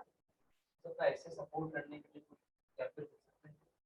हाँ हाँ, एग्जाम्पल्स ऐसे में सबसे ज्यादा इंपॉर्टेंट है। हम अभी आ रहे हैं ऐसे के कंस्ट्रक्शन पे, ठीक है। अभी तो मैंने आपको सिर्फ ये आपसे प्रैक्टिस कराने के लिए आपसे ये काम कराया है, ठीक है। तो एटलीस्ट आपको ये चीज समझ आ गई, दोनों चीजें समझ आई हैं। अब जब आपने देखा एफिनिटी में इधर इससे ज्यादा कुछ नहीं आ पा रहा, जबरदस्ती भी नहीं आ पा रहा, क्योंकि उसके कॉन्ट्रडिक्शंस में आपके पास स्ट्रॉन्ग पॉइंट्स आ रहे हैं। अब आप देखें यहाँ सबसे स्ट्रॉन्ग क्या बात है जिससे आप अपना ऐसे स्टार्ट कर सकते हैं। वेरी गुड, नो रिस्क एक ऐसा पॉइंट है कि बंदे को जैसे आप कहेंगे भाई कोई रिस्क नहीं है, तो वो सोचना शुरू कर देगा उस बारे में। जहां आपने हल्का सा भी रिस्क फैक्टर दिया, आप जितने फायदे बता दे वो रिस्क पे अटक जाएगा माइंड, क्योंकि हमारा माइंड इसी तरह लेता है नेगेटिव चीजों को, ठीक है। तो इसीलिए जैसे आप नो रिस्क कहते हैं तो बंदे को खुद ही ऑटोमेटिकली वो इस पे आ जाता है कि वो ये सारे काम करने के लिए तैयार हो जाएगा, राइट। तो आपको समझ आ गया प्लानिंग दोनों तरह के टॉपिक्स पे कैसे होगी। एनी क्वेश्चन, कोई कंफ्यूजन? अब तो कोई कंफ्यूजन नहीं है। और कोशिश करिएगा अपनी प्लानिंग में अपनी थॉट्स क्लियर रखें पेपर में। जैसे अभी आपने टाइम कह तो दिया था, लेकिन आपको खुद नहीं समझ आ रहा था कि वो आप रीजन के लिए कह रही हैं, कॉज में कह रही हैं। अगर आप लोगों को ये कंफ्यूजन रहेगी, आप अपना ऐसे कभी भी नहीं लिख पाएंगे, क्योंकि आपको खुद ही नहीं पता है कि रीजन क्या है, कॉज क्या है, ठीक है। कॉज होती है किसी भी चीज की वजह, उस वजह की क्या रीजन रही होगी, वो है रीजन जो नीचे आ रही है। क्लियर? टाइम वेस्ट होता है due to social media. Very good. या तो आप टाइम को नेगेटिवली बोल देती हैं, या आप ये कह सकती हैं कि टाइम सेवर है ये। भाई आप जाएं कहीं जाके, आप जैसे फॉर इंस्टेंस हम घर से निकल रहे होते हैं, हम जल्दी से गूगल मैप खोलते हैं, हमें पता जाता है अच्छा भाई इधर ट्रैफिक होगा, इधर से जाओ ही नहीं, ठीक है। अच्छा आज ये है यहाँ, आज तो कोई आप ब्रेकिंग न्यूज देखते हैं, अच्छा वहां धरने, चलो वो रोड्स बंद है, ठीक है। अब जैसे 9-10 मुहर्रम आएंगे, आपको कॉर्डन ऑफ की सारी चीजें पता चल जाएंगी, एक आइटिनरी आ जाती है। तो आपको कहीं जाने की या हो सकता है लोगों से पूछने की जरूरत ना पड़े, आप इंटरनेट पे देखेंगे आइटिनरी आपके पास है। अभी वैसे पता नहीं, अल्लाह करे आज है, हमारा मुल्क तो कभी भी कोई चीज टाइमली नहीं देता, ठीक है। बाय द वे आप लोगों को पता है ना कि मौसम में जो अभी नया एक अपडेट है, 6 अगस्त से एक नया स्पेल आ रहा है और बारिश है, यानी कि अब आप लोग अपनी बोट्स निकाल लें, ठीक है। ठीक है, यहां तक बात समझ आ गई? मैम काइंडली रिपीट कर दे। आयशा आप मेरी ना रिकॉर्डिंग देख लीजिएगा, या फिर मैं आपको एंड में बताऊंगी जो चीजें आपको पूछनी है, आप मुझे यहाँ लिख के लिस्ट डाउन कर दीजिए, ठीक है। जो पॉइंट आपको पूछना है कि ये चीज मुझे दोबारा से एक्सप्लेन, तो मैं क्लास के एंड में आपको एक्सप्लेन कर दूंगी, वरना इन सब का टाइम बहुत वेस्ट होगा, है ना। या तुम लोगों को भी रिपीट चाहिए? नहीं, मुझे नहीं चाहिए, ठीक है। अच्छा अब हम ये देखते हैं, ये मैं मिटा दूं।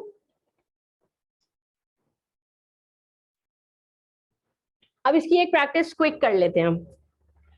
मैं आपको दे रही हूँ 2 टॉपिक्स, ठीक है, ठीक है। और मैं आपको टॉपिक्स दूंगी, ना कोई घर वाले में नहीं जाएगा, अभी सब यही लिखेंगे, जो नहीं लिख के दिखाएगा वो घर नहीं जाएगा, ठीक, ठीक है। तो बेसिकली मैं आपको दे रही हूँ एक फिशबोन का टॉपिक और एक एफिनिटी का, और मैं आपको बता के दूंगी, मैं आपको गेस नहीं करवा रही कि ये कौन सा एफिनिटी है ये, ठीक है। और आपको क्या करना है, किसी एक पे कोई एक प्लानिंग डायग्राम बना के मुझे दिखानी है, बस। अभी ऐसे नहीं शुरू करना है, क्योंकि ऐसे लिखना तो मैंने अभी बताया ही नहीं है कैसे करना है, ठीक है। तो मैं आपको दे रही हूँ वो 2 टॉपिक।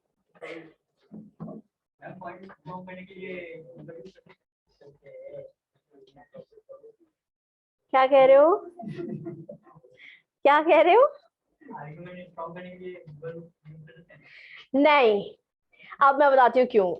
अभी आप गूगल के कंधे पे सर रख के रो रहे हैं, जैसे ही पेपर देने के लिए जाएंगे, आपको कोई अलग वेबसाइट ना कोई सपोर्ट सिस्टम मिलेगा, ठीक है। प्लस ये कि वहां पे आपका लैंग्वेज करेक्टर भी नहीं होगा, यानी कि जैसे लोग कहते हैं ना, जो वो ऑन कर लें ऑटो करेक्ट, ऑन करने का कोई फायदा नहीं, क्योंकि पेपर में आपके पास ये चीजें नहीं होंगी। तो प्लीज अपने आप को इंटरडिपेंडेंट ना बनाएं, इंडिपेंडेंट बनाएं, ठीक है। सो मैं आपको दे रही हूं टॉपिक।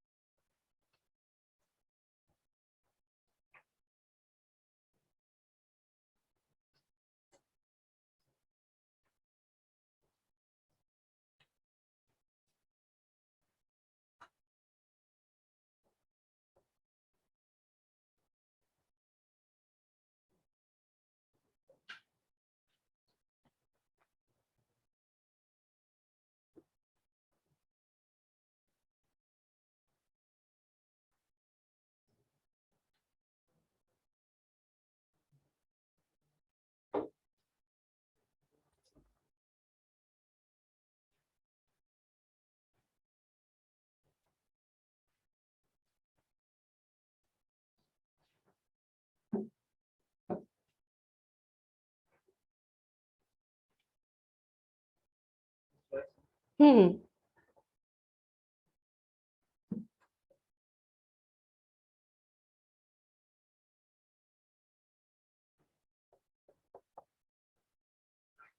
ठीक है। और अच्छा, अब मैं एक और बात बता दूं, क्या टाइम हो रहा है अभी? एग्जैक्ट 4 बजे हैं।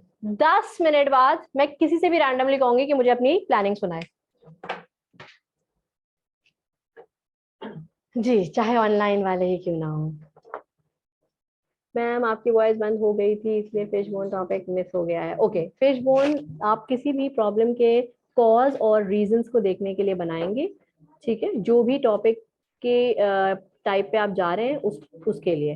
ठीक है, सो फॉर एग्जांपल यहाँ पे आप देख सकते हैं ऊपर एक मैंने टॉपिक लिखा है फिशबोन के लिए, जो क्या कह रहा है।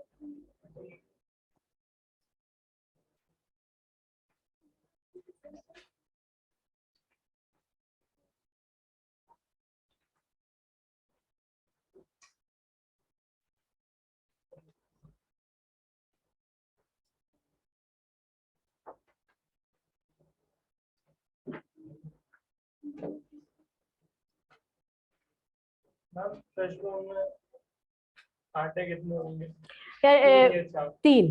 तीन मैक्सिमम, ठीक है, क्योंकि आपके पास टाइम ज्यादा नहीं होता, तो 4 बार को ना सोचें, 3 प्रॉब्लम। अभी गिरा जैसे हम। अभी भी और पेपर में भी आपको बहुत ज्यादा की जरूरत नहीं होगी।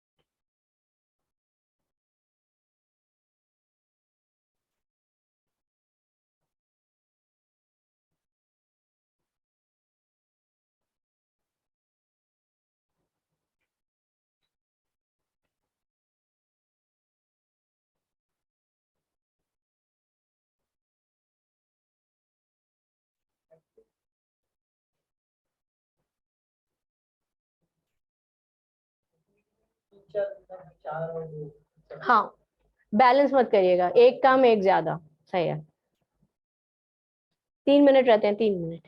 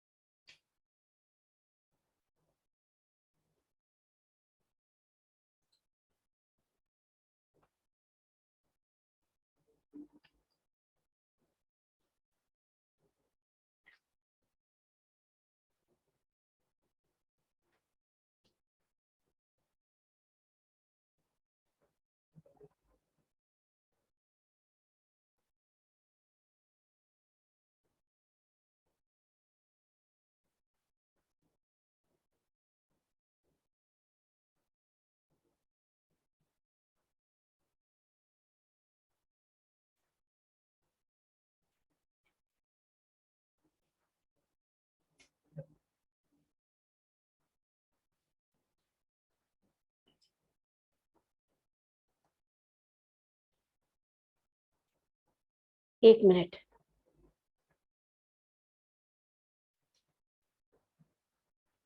होगी प्लानिंग ना? ग्रेट। कितने लोग हैं जिनकी होगी? 3। कैसे हुई है देखो। ये कैसा वो होता है रिप्लाई के, मुझे नहीं पता कैसे वो, ये क्या, मुझे नहीं पता मैंने क्या लिखा है, ये कैसे हो सकता है? मैं कैसे बता सकती हूँ? लिखा तुमने है ना, तो आपको पता होगा कि सही लिखा है गलत।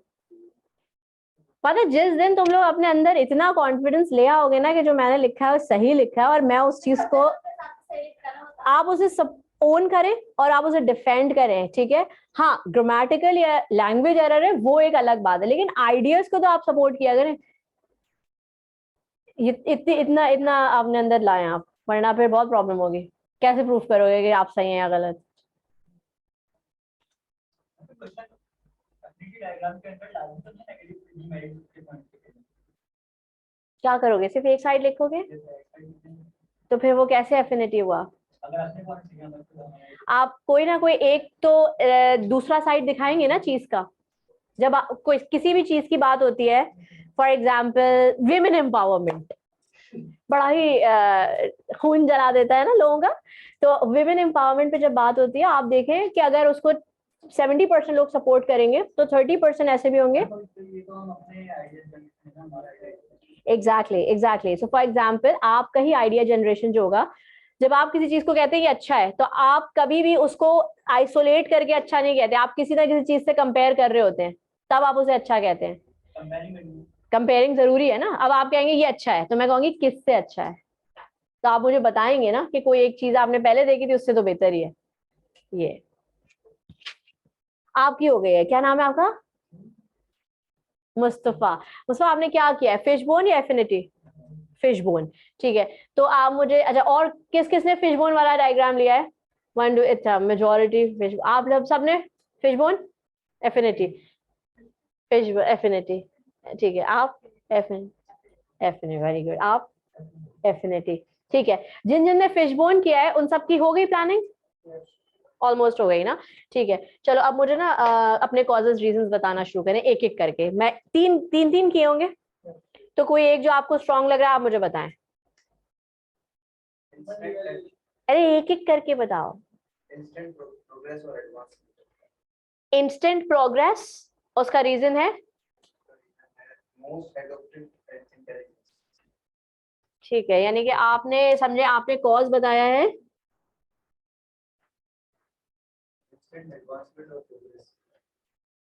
एडवांसमेंट, ठीक है, और इसका रीजन आप मुझे दे रहे हैं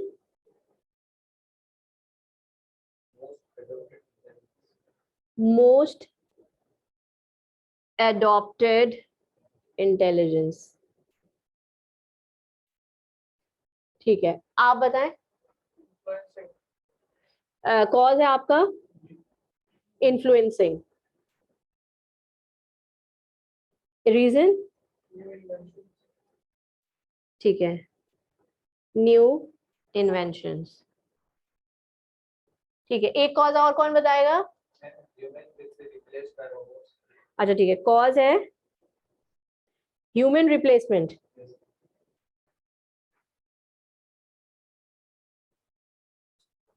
ठीक है, और रीजन है क्या है?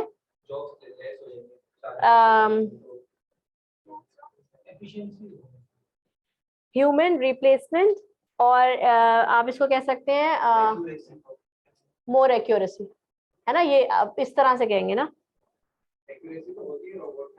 रीजन क्या है ह्यूमन रिप्लेसमेंट की, रीजन क्या है? तो ये आप ये कह सकते हैं कि less consumption of time and, ये ठीक है।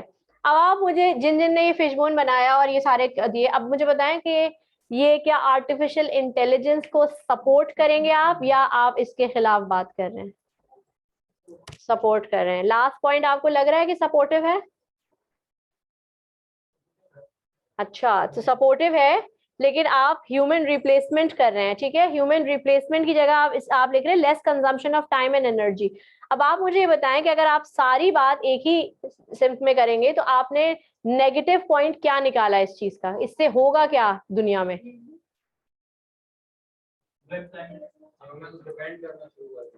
Human will be completely dependent on artificial intelligence, ये एक सबसे बड़ा फ्लॉ होगा एआई का।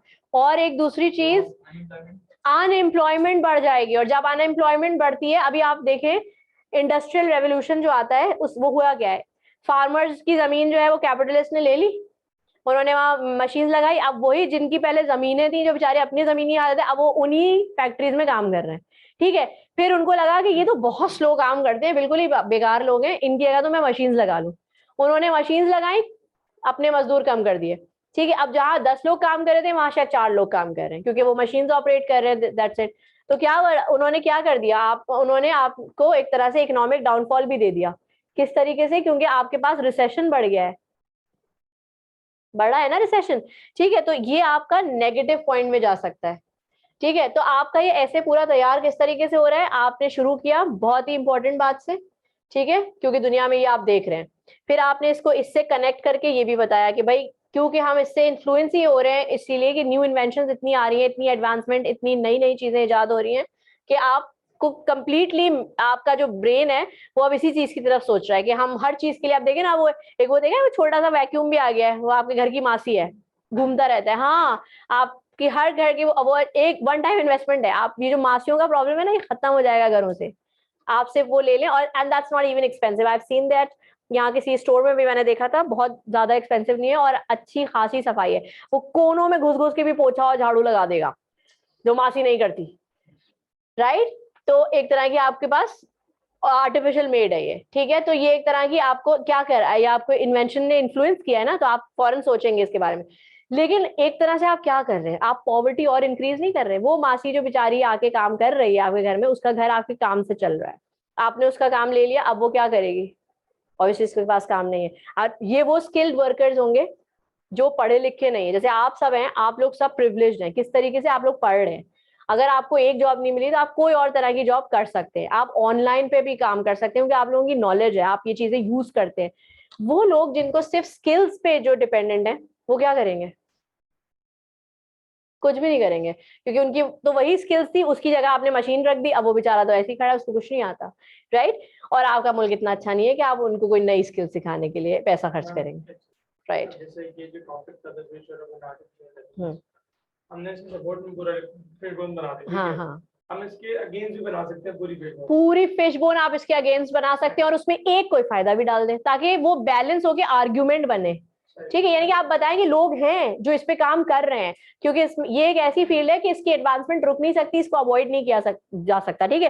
जैसे एलॉन मस्क जैसे लोग हैं, और फिर और कौन है, बिल गेट्स, और हाँ, तो ये सब कौन है, ये सब ये हैं कि इन सबको क्या इसके रेपरकशंस नहीं समझ आ रहे हैं, ठीक है। क्या इनको ये जो ग्लोबल इकोनॉमिक डाउनफॉल आया हुआ है पूरी दुनिया में महंगाई पे, और जो फ्यूल प्राइसेस का हाइक है, क्या इनको नहीं पता है? सब पता है, but even then they are doing it because they have a different mindset. तो आप जो है जब इस तरीके का ऐसे लिखेंगे ना, और उसमें सारी नेगेटिविटी बताएंगे, तो भी आप एक पैराग्राफ डाल देंगे किसी एक बात पे कि ये ऐसे अभी भी लोग हैं जो ये चीजों को फॉलो करते हैं, ठीक है, या इन चीजों को अभी भी सपोर्ट कर रहे हैं। तो इस तरीके से आपका ऐसे आर्ग्यूमेंट बनता है। मैंने दो डाले थे पॉजिटिव, तो इन्फ्लुएंसिंग हो गया एक डेवलपमेंट और न्यू टेक्नोलॉजी, ठीक है, रीजन हो गया। एक डाला था डोमिनेंट, और ये हर चीज में वो एआई आ रहा है, डोमिनेंसी आ जाएगी। दूसरे रीजन लिखा था no work can be done without AI. Very good, तो ये ह्यूमन डिपेंडेंसी, ठीक है, मतलब एक पॉइंट ये अलग से था, ठीक है। तो जिस तरीके से आपने किया, इस तरह आपको समझ आ रहा है आप सबको कि किस तरह बैलेंस हो गई ये बात, ठीक है। यानी कि आपने, अगर आप इसकी बुराई भी करे जा रहे हैं, तो एक बात आप ये भी बताएंगे कि हाँ फिर भी लोग हैं ऐसे जो इस चीज को सपोर्ट करें, और हम इसको पूरी तरह अवॉइड नहीं कर सकते, ये वो मसले हैं, ठीक है। तो अब ये वो चीज हो गई। अच्छा, अब हमने, यानी कि मैंने देखा फिश बोन पे आप लोगों को बात समझ आई, आप लोगों ने बनाया और पॉइंट्स निकाले। और किसी को कुछ समझ नहीं आया है तो अभी पूछ लो,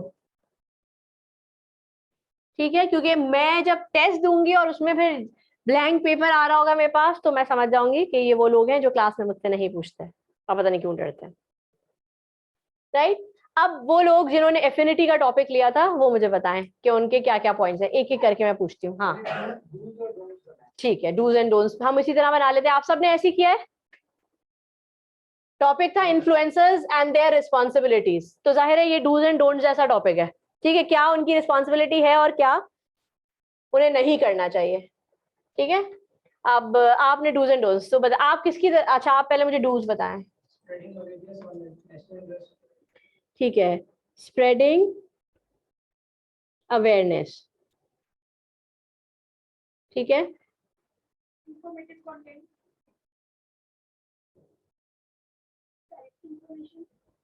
एक एक इंफॉर्मेटिव कंटेंट, करेक्ट। इसको हम इस तरह भी कह सकते हैं कि करेक्ट या फिर ऑथेंटिक। अरे चुप करो अभी, ठीक है। और बताओ, और किस किस का है? सोसाइटी, सोसाइटी वेलफेयर,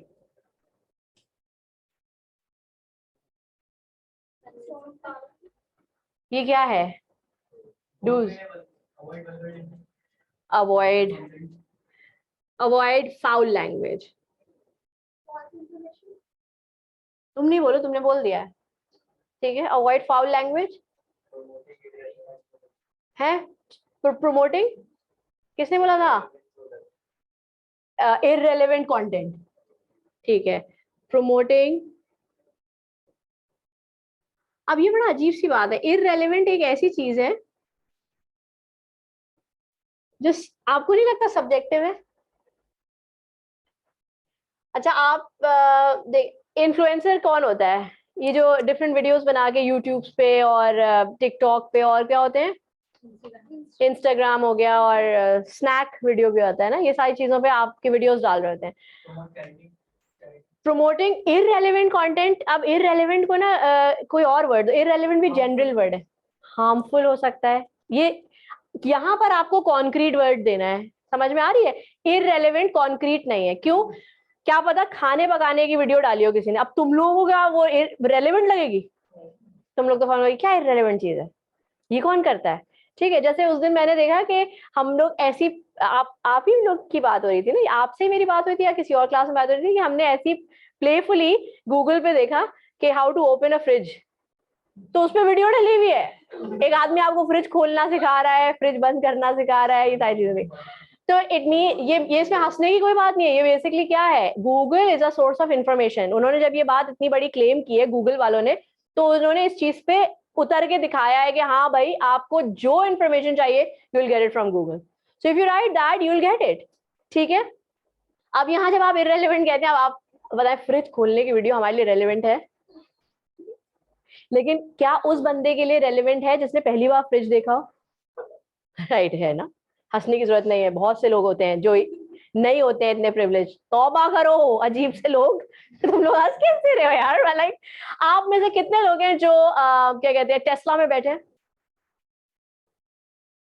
अब जो लोग टेस्ला में बैठे होंगे उनके सामने कहूँ ये सब टेस्ला में नहीं बैठे, वो ये कहेंगे नो कोई भी नहीं बैठा, ऑब्वियसली ना, क्योंकि हर चीज हमारे लिए, अगर हमारे लिए वो एलियन है या हमारे लिए कोई नई चीज है तो हो सकता है वो किसी के लिए बड़ी कॉमन यूज हो। तो हम सब के लिए फ्रिज खोलना बंद करना is common, but may be कुछ लोगों के लिए नहीं है। हाँ क्या, बोलो बोलो, शेयर योर एक्सपीरियंस है। चलो अच्छी बात है भाई, कोई तो हमारे पीछे जो टेस्ला में बैठा है। ठीक है, तो हम इसकी जगह कहेंगे, आपने जो वर्ड दिया क्या था, हार्मफुल।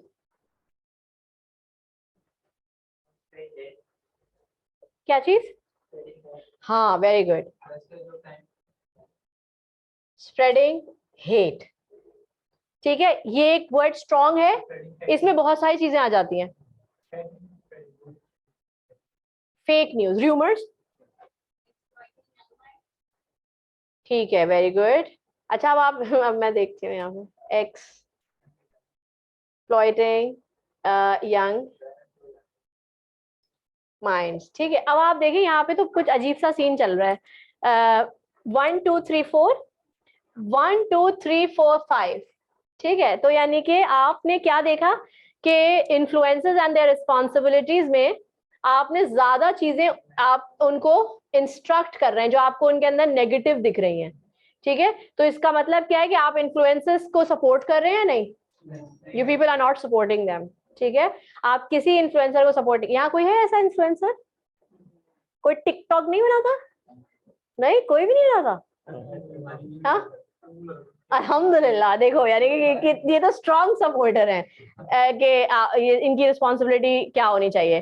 ठीक है, सो फॉर एग्जाम्पल आप देख सकते हैं यहाँ आपने इन्फ्लुएंसर को सपोर्ट नहीं किया है, जब आपको खुद समझ आ रहा है कि आपने इधर पॉइंट ज्यादा लिखे हैं तो अब आपका ऐसे कैसा होगा। एक पॉइंट मेरा नहीं नजर आया कि बहुत स्ट्रांग हो सकता है, एक्सप्लॉइटिंग अथॉरिटी। एक आप जब वीडियो या एक मीडिया में बैठते हो आप, तो आपके पास बहुत बड़ी अथॉरिटी होती है, आपके लिए से की एक पावर होती है, आपने उसका बहुत सारे लोग इन्फ्लुएंस हो रहे हो। ठीक है, तो हम इसको लिख सकते हैं exploiting authority and misuse of power, है ना। है? कैसे,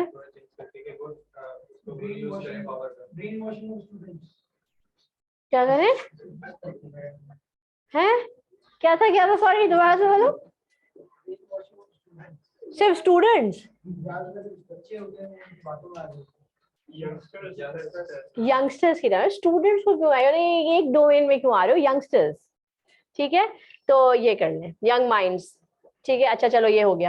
अब आपको समझ आ रहा है कि आप जब इस टॉपिक पे लिखना शुरू करेंगे तो आपका अप्रोच नेगेटिविटी पे ज्यादा जा रहा है।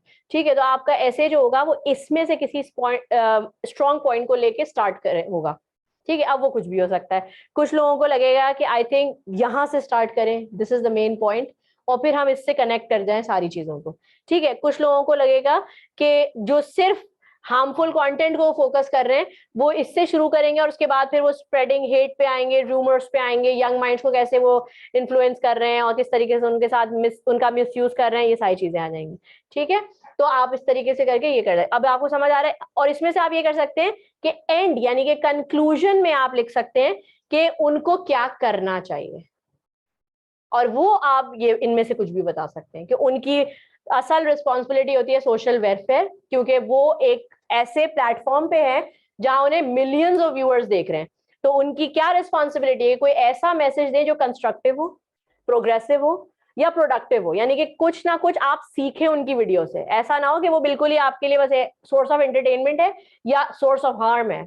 ठीक है, तो आपको ये पॉइंट आप कंक्लूजन में एज अ सजेशन डाल सकते हैं। आर्ग्यूमेंट में आप कंक्लूजन में अपना सजेशन ऐड करते हैं, ठीक है, क्योंकि आप आर्ग्यूमेंट कर रहे हैं तो ऑब्वियसली आप दूसरी पार्टी को सजेस्ट भी तो करेंगे ना कि आपको क्या करना चाहिए। ठीक है, तो इस तरीके से हो जाएगा। समझ आ रही है? गुड। अब ये करते हैं, कुछ चीजें हैं जो रूल्स हैं वो आप नोट कर लें खाली। ठीक है, अभी मैं आपको ऐसे का पैराग्राफ नहीं लिखवा रही हूँ, मैं आपको दे रही हूँ एक छोटा सा होमवर्क जो सब करके आएंगे। जो नहीं करेगा वो यहाँ बैठेगा नीचे। ठीक है, मैं भी क्यूएम जैसी क्लास बनाऊंगी, देखना। तो ना नीचे बिठाऊंगी, तुम लोगों को सजा दूंगी। क्या प्रॉब्लम है वो, सॉरी, जो काम मैं दूंगी आप लोगों को अपने ही टॉपिक पे, जो टॉपिक आपने सेलेक्ट किया और उस पर प्लानिंग की, इतना सब कुछ सोचा, एक इंट्रोडक्टरी पैराग्राफ लिखना है। इंट्रोडक्टरी, लेकिन इंट्रोडक्शन के पैराग्राफ में क्या क्या चीजें होती हैं और वो कैसे लिखा जाता है वो मैं आपको अभी बताती हूँ। ठीक है, पहले तो आप ये नोट कर लें कि पेपर में जब भी आप कोई लिखने का काम करते हैं, रिटन टास्क करते हैं, चाहे वो ऐसे हो, लेटर हो या प्रेसी हो, आप कॉन्ट्रैक्शंस यूज नहीं कर सकते। कॉन्ट्रैक्शंस क्या चीज होती है? डोंट, कैंट, आइल, इजंट, ये सब आप यूज नहीं करेंगे। वो तो बिल्कुल नहीं करना भाई, वो तो इंग्लिश ही नहीं है, ये तो कॉन्ट्रैक्टेड है जो आप स्पोकन लैंग्वेज में बोल रहे हैं। वाना गाना तो बिल्कुल कोई, I don't want to use that word, ठीक है, प्लीज डोंट डू दैट। ये तो बिल्कुल भी नहीं करिएगा क्योंकि वो अंग्रेजी ही नहीं है, वो सिर्फ एक जो भी है। ठीक है, कॉन्ट्रैक्शन, ठीक है, ये आपको यूज नहीं करना है। फ्रेजल वर्ब्स,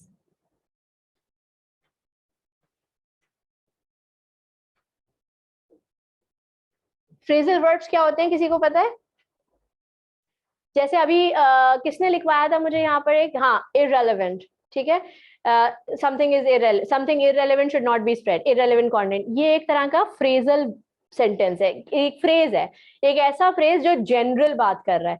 जब आप जनरल, जैसे आपने कहा था time can be written as one of the points. ठीक है, अब ये वो जनरल बातें हैं जिसको आप अगर नहीं समझाएंगे क्लियरली या उसको सही तरीके से मेंशन नहीं करेंगे तो ये बात मुश्किल हो जाएगी समझने के लिए। जैसे फ्रेजल वर्ब की एग्जांपल उन्होंने दी है, all the results were confusing, all the results were messed up. बहुत सारे लोग इस तरह के messed up, my boss was pissed with me, ये क्या है? ये सारे वो फ्रेजल वर्ब्स हैं जो कि इनफॉर्मली यूज हो रहे हैं।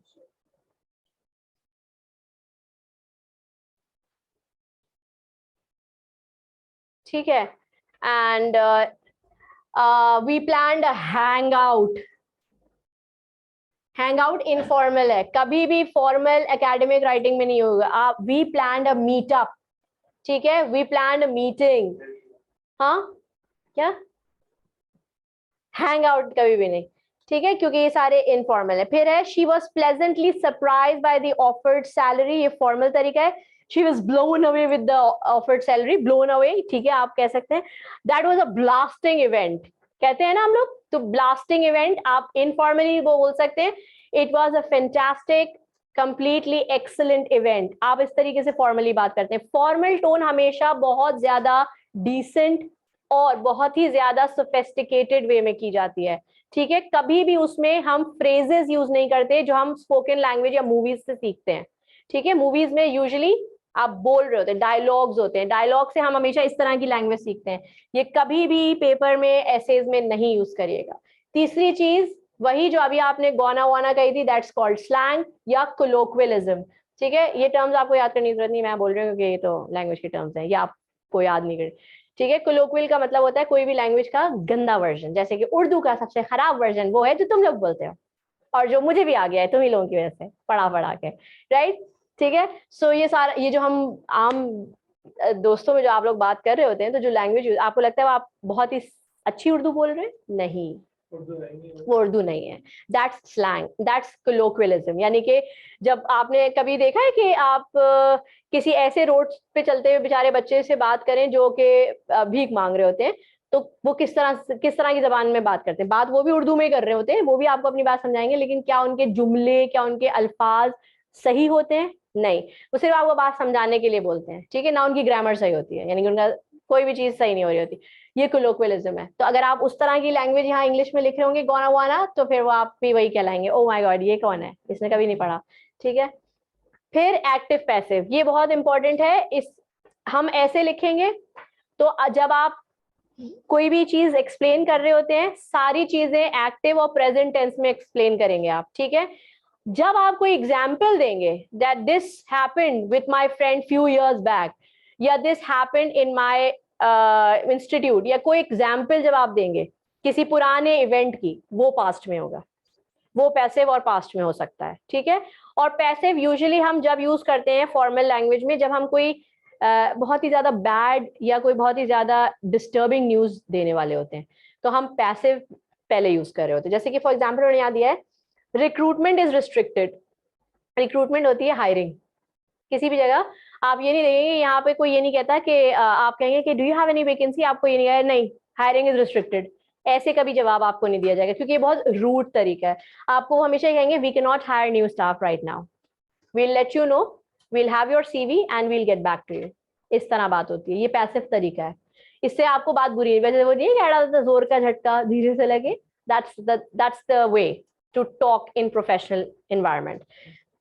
मतलब हमें ऐसे में फॉर्मल तरीके से बात करनी है। जी, स्लैंग में फॉर्मल में लिखा हुआ है the proposal was a piece of cake for me. Piece of cake तो एक ईडियम है ना? हाँ, तो ईडीएम है वो, ईडियम। ईडीएम। अच्छा, फॉर एग्जाम्पल आपने कहा it's a piece of cake for me, जिससे आपने कहा अगर उसको ईडीएम्स ही नहीं पता हो या उसको वो ईडीएम नहीं पता हो, तो एक तरह से आप क्या दिखाने की कोशिश कर रहे हैं? जाहिल, मुझे ज्यादा आता है, isn't it? Indirectly inform. आप अगर इसको नॉन वर्बल वे में देखें तो आप क्या बता रहे हैं? मुझे ज्यादा इंग्लिश आती है इसलिए मैं ईडियम्स में बात करता हूँ। जो लोग अच्छी उर्दू बोलना जानते हैं, पुराने लोग यानी कि दादा दादी नाना नानी, आप देखें वो मुहावरे बहुत यूज करते हैं, है ना। और अक्सर हमारी जनरेशन के बच्चे बिल्कुल ही ब्लैंक हो जाते हैं जब वो मुहावरों में बातें सुनते हैं। क्यों? क्योंकि उनकी मुहावरों, उन्होंने उर्दू ही नहीं सही से पढ़ी हुई होती है, वो रट्टे मार के पास हुए होते हैं, और ओ लेवल वाले तो माशाल्लाह बिल्कुल उर्दू को एकदम ही ABCD कितना पढ़ रहे होते हैं, तो उनको कभी भी मुहावरे समझ नहीं आते, ठीक है। तो ये कम्युनिकेशन गैप कैसे आता है? ये जो जनरेशन गैप का इतना बड़ा इशू आ रहा है, हर जगह आ रहा है, जिसके ऊपर आर्टिकल्स आते रहते हैं अखबार में।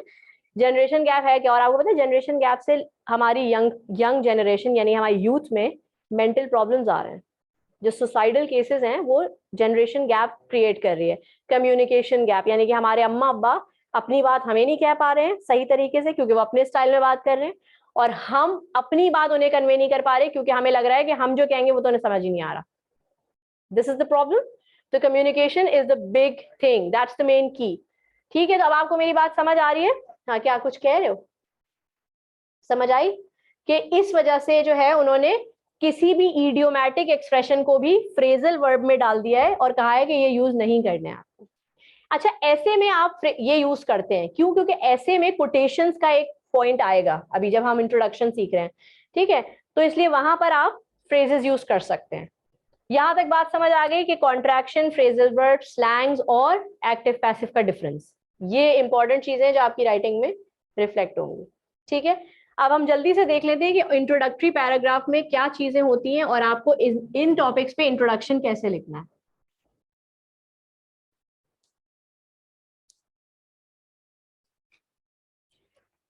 ठीक है, इंट्रो सबसे इंपॉर्टेंट पैराग्राफ है, ठीक है। क्या हुआ, तुम्हारी नॉइज डिस्टॉर्शन स्टार्ट हो गई ना?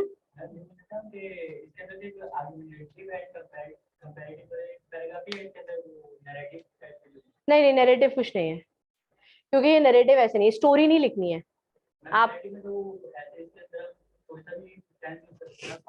पास ज्यादा यूज करते हैं क्योंकि नैरेटिव स्टोरी होती है वो जो आप देख चुके हैं या आपने एक्सपीरियंस किया और आप स्टोरी बता रहे हैं। अच्छा, इंट्रो में पहली चीज जो आपके पैराग्राफ में सबसे ज्यादा इंपॉर्टेंट है वो क्या होती है? हुक। हुक एक ऐसा मेटाफर है जो मैंने यहाँ यूज किया है क्योंकि मैं आपको एग्जांपल दे रही हूँ। हुक का मतलब क्या होता है? हुक क्या चीज होती है? किसी चीज को ग्रैब करने के लिए, ठीक है, यानी कि आप उससे कोई ना कोई चीज पकड़ते हैं। जैसे कि आप फिश बेट कर रहे हैं तो आपको हुक चाहिए।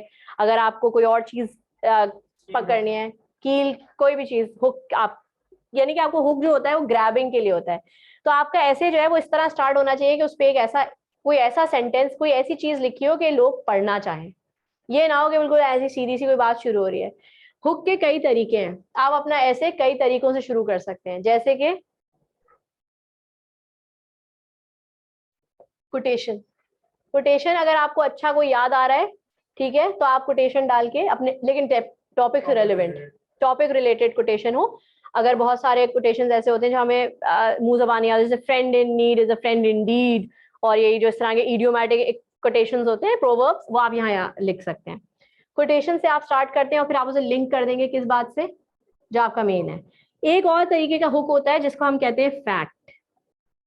कोई ऐसा स्टार्टलिंग फैक्ट जो बड़ा ही स्ट्रांग है और किसी को, आपको लगता है कि ये मैं बता के जब बात शुरू करूंगा, जैसे आर्टिफिशियल इंटेलिजेंस के लिए आप कोई बड़ा सा फैक्ट आपने कहीं पढ़ा हो कि भाई now people are going to Mars, ठीक है, तो अब इस तरह का कोई फैक्ट आपने लिखा, so and this is all possible due to the invention of artificial intelligence, या इस तरह की कोई भी चीज। Now in most of the factories in American states, they are completely machine operated, and this is all happening because of the introduction of artificial intelligence। इस तरह का कोई फैक्ट, तो आप फैक्ट डाल के अपना पैराग्राफ शुरू कर सकते हैं, ठीक है।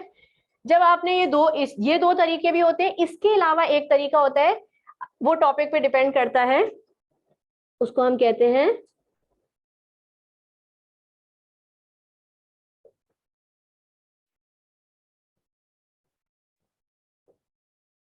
या फिर पढ़ सकते हैं ये रिटोरिकल क्वेश्चन या स्टेटमेंट। ये क्या चीज होती है, कभी देखा है लोग जब तकरीर शुरू करते हैं यानी कि डिबेट्स में, तो वो एक क्वेश्चन या एक स्टेटमेंट देते हैं जो बड़ी फिलोसॉफिकल सी होती है, यानी कि व्हाट इज लाइफ। जब वो ये कहेगा स्पीकर, तो इसका मतलब ये नहीं है कि आप हाल चाहे क्या है लाइफ ये है लाइफ, वो ये नहीं पूछ रहा होता।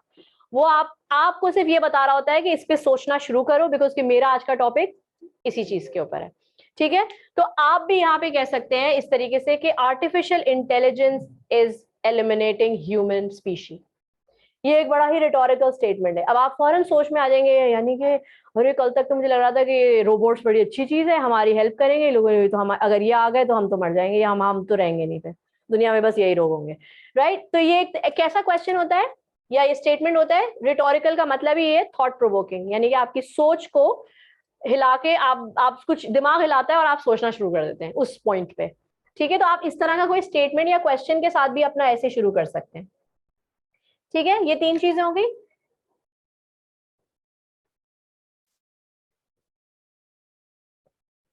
एनेक्डोट कल मैंने पढ़ाया था, किसी को याद है एनेक्डोट क्या होता है?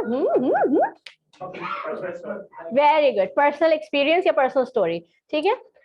हो सकता है आपने कोई चीज कभी जिंदगी में, या आपके किसी करीबी ने, जैसे इन्होंने टेस्ला में बैठने की, माशाल्लाह इनका, हाँ व्हाटएवर, ठीक है, यानी कि किसी ने भी कोई एक ऐसी चीज एक्सपीरियंस की है जो टॉपिक में आई हुई है, आप वो छोटा सा यहाँ पे एक इंट्रोडक्शन दे सकते हैं कि recently I had an experience of sitting in maybe Formula 1 car or any other thing, and then I realized that how these things have evolved since their inception or the beginning। inception का मतलब beginning, ठीक है। Movie देखिए Inception,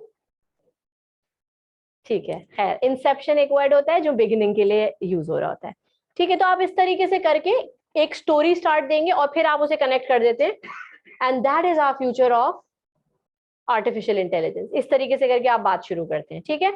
तो basically ये आपको मैंने कितने तरीके दिखा दिए, 4 तरीके मैंने आपको बताए हैं, जिनमें से कोई एक आप यूज कर सकते हैं अपनी मर्जी से, जो आपको इजी लग रहा हो, जो आपको लगे कि आपका कमांड बहुत अच्छा है उस चीज पे, और आप उस चीज को यूज करते हुए आप हुक यूज करेंगे इंट्रोडक्शन में।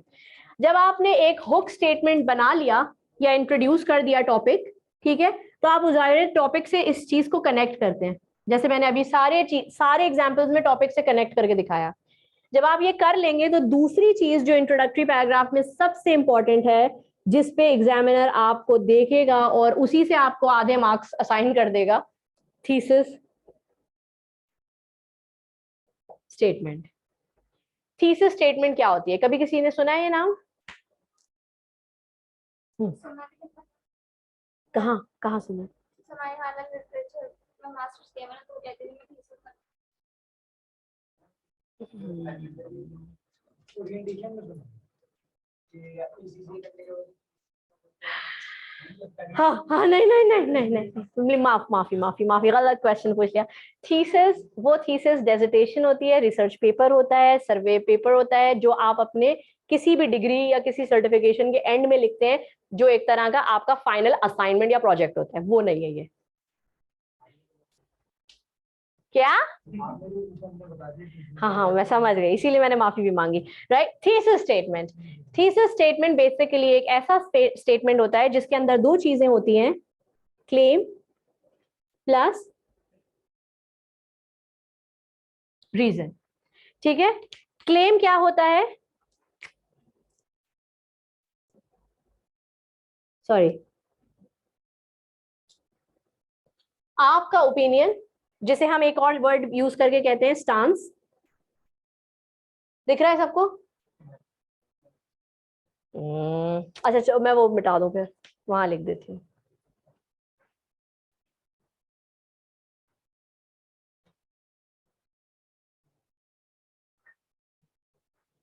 मैं यहाँ लिख रही हूँ, ठीक है, डोंट वरी। तो थीसिस स्टेटमेंट बेसिकली होता है क्लेम प्लस रीजन। और क्लेम का मतलब है ओपिनियन, जिसको हम स्टांस भी कहते हैं। ठीक है, और रीजन तो आप सबको पता है, जब आप कोई ओपिनियन देते हैं तो उसके पीछे एक रीजन होता है। एकेडमिक आर्ग्यूमेंट जो होता है, जो अभी आप करेंगे या जो आप कर रहे हैं, या जो आपको टॉपिक्स मिलते हैं जिसपे आप एसेज लिखते हैं, ये एकेडमिक आर्ग्यूमेंट्स हैं। ये वो नहीं होते कि मुझे नहीं पसंद इसलिए मैं ये कह रहा हूँ, ठीक है, आई डोंट लाइक टिकटॉकर्स इसलिए मैं ये कह रहा हूँ। ये रीजन नहीं है, रीजन लॉजिकल होते हैं। ठीक है, अगर उसके पीछे कोई फैक्चुअल एविडेंस नहीं होगा या वो लॉजिक से रिलेट नहीं होंगे, यानी कि लॉजिकली आपको समझ नहीं आएंगे, तो वो आपके क्लेम को कभी सपोर्ट नहीं कर सकते। You can't say artificial intelligence is the best option because I like it, वहीं पे जीरो मिल जाएगा आपको।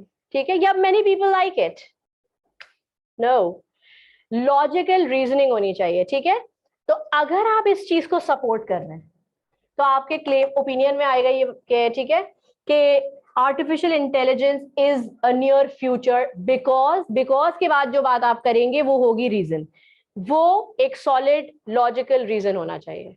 ठीक है, because the world is moving on a fast pace with the technology and advancement.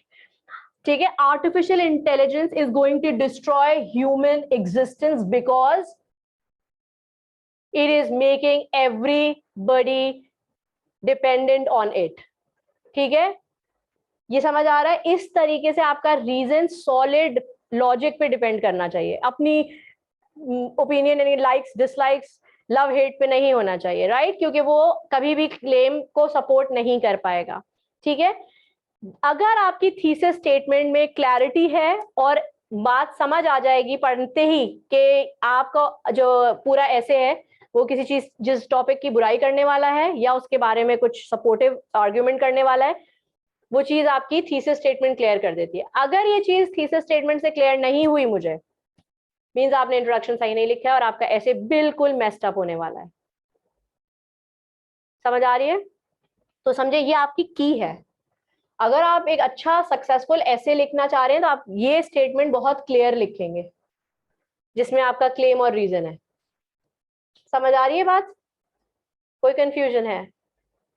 ठीक है, तो अब आप सबका होमवर्क सिर्फ इतना सा है कि आपको एक पैराग्राफ लिखना है, एक पैराग्राफ जो आपके ऐसे को इंट्रोड्यूस कर रहा है, जिसमें आप हुक क्रिएट करेंगे। अब वो कोई सा भी हो सकता है, जो आपको इजी लग रहा हो वो कर ले। ठीक है, उसको आप कनेक्ट करेंगे टॉपिक से, ऑब्वियसली हुक है तो कनेक्ट भी होना चाहिए। और फिर लास्ट सेंटेंस जो आपके इंट्रोडक्शन पैराग्राफ का होगा वो होगा थीसिस स्टेटमेंट, और वो इतना स्ट्रांग होना चाहिए, कॉन्क्रीट होना चाहिए कि मुझे समझ आ जाए कि आपका पूरा ऐसे क्या बात करने वाला है। Got it? बस इतना सा होमवर्क है। टॉपिक सेंटेंस किसको बोलते हैं? ये तो थीसिस स्टेटमेंट है। हुक, इंट्रोडक्शन का जो हुक है उसमें पहली लाइन टॉपिक सेंटेंस, किसी भी पैराग्राफ की पहली लाइन को टॉपिक सेंटेंस कहते हैं। क्यों? वो पूरा बता देंगे आपको कि पूरा पैराग्राफ आपका जो है वो सिर्फ इस पॉइंट को डिस्क्राइब करेगा। और याद रखिएगा एक पैराग्राफ एक पॉइंट, बस जैसे ही आप दूसरे पॉइंट पे आना चाह रहे हैं पैराग्राफ चेंज हो जाएगा, ठीक है। और प्लीज पैराग्राफ अगर अभी आप लिख रहे हैं ना, अभी तो आप लोग लिखेंगे ऑब्वियसली, टाइप तो नहीं कर रहे हैं, तो अगर लिख रहे हैं तो ये जैसे आपका मार्जिन है पेज का या जो भी आपका पेज है, तो आपको यहीं से शुरू करना है, ठीक है। लाइन यानी कि बिल्कुल साथ, ये नहीं कि वो 2 फिंगर और 1 फिंगर स्पेस नहीं देना, नो किड वाला नहीं बेटा, ये हेडिंग वाली इंटर वाला कोई ड्रामा नहीं करना कि वो मैं कलर से हेडिंग लिख दूं, ऐसा कुछ नहीं होना चाहिए, ठीक है। आप ब्लैक पेन यूज कर सकती हैं या बेस्ट होता है अगर आप, क्योंकि अब आप बड़े हो गए, नहीं बीच बीच में नहीं, क्योंकि वो टॉपिक नहीं है, टॉपिक क्या है, राइट। तो आप अगर कोटेशंस डाल रहे हैं तो कोटेशन आपकी हमेशा स्पीच मार्क्स में या इन्वर्टेड कॉमर्स में आती है, क्यों, क्योंकि वो आपकी अपनी चीज नहीं है, आपने कहीं से ली है, रेफरेंस है, राइट। और आप जब हर पैराग्राफ एंड होता है तो एक लाइन आप छोड़ेंगे और फिर दूसरा पैराग्राफ शुरू करेंगे, ठीक है। ये आपका पेज स्ट्रक्चर है। अब अगर इसमें हर चीज क्लियर है तो आप सब जा सकते हैं। मैक्सिमम लाइंस कितनी? पैराग्राफ स्टैंडर्ड पैराग्राफ में होती है 8 to 12 लाइंस, ठीक है। ये स्टैंडर्ड लाइंस हैं पैराग्राफ की। नहीं नहीं नहीं नहीं, ट्रांसलेशन वो भी किसी शेर की कभी भी नहीं, क्यों, क्योंकि वो एक वर्ड्स है, यानी कि किसी ने वो पोइट्री की है, ठीक है। आप जब उसे ट्रांसलेट करेंगे तो उसका एसेंस खत्म हो जाएगा। जैसे इंग्लिश के कोटेशन को आप उर्दू ट्रांसलेट नहीं कर सकते, क्योंकि वो एक सेइंग है, समझ आ रही है बात, वो उसी लैंग्वेज में रहेगी, वरना उसका एसेंस खत्म हो जाता है, यानी कि वो जिस चीज के लिए कही गई है वो खत्म। मैम मैक्सिमम लेंथ, पैराग्राफ की मैक्सिमम लेंथ मैंने आपको बता दी है 8 to 12 लाइंस, इससे ज्यादा नहीं हो, ठीक है, क्योंकि ये सिर्फ एक पैराग्राफ है, वो भी इंट्रोडक्शन। और कोई क्वेश्चन आयशा? इसके अलावा अच्छा आपने कहा था fish bone, fish bone basically आपके कॉजेज और रीजंस को आइडेंटिफाई करता है जो भी टॉपिक है उससे रिलेटेड। जैसे कि अगर पहला वाला टॉपिक है फ्यूचर ऑफ आर्टिफिशियल इंटेलिजेंस, तो उसके कोई ना कोई कॉजेज होंगे, आप बताएंगे आर्टिफिशियल इंटेलिजेंस के कॉज क्या है, क्यों आर्टिफिशियल इंटेलिजेंस किस वजह से बन रहा है, ठीक है। और फिर आप हर कॉज के लिए एक रीजन देंगे। होमवर्क समझ क्यों नहीं आया है? होमवर्क तो बहुत ही क्लियर है, एक इंट्रोडक्टरी पैराग्राफ लिखना है इन्हीं दोनों टॉपिक में से किसी एक पे, ठीक है। और आपके पैराग्राफ में ये दो चीजें बड़ी वाज़े तौर पे आपको करनी है। एक तो ये कि उसका स्टार्ट बहुत अच्छा होना चाहिए, वो स्टार्टिंग के कई तरीके मैंने लिखे हैं, quotation, facts, rhetorical questions, anecdote, इनमें से कोई भी एक आ जाओ। और उसके अलावा आपका थीसिस स्टेटमेंट बहुत स्ट्रांग होना चाहिए, जिसमें आपका ओपिनियन होगा और आप उसे सपोर्ट करेंगे अपने रीजन से, ठीक है जी। ग्रामर चेकर होते हैं, ग्रामेटिकल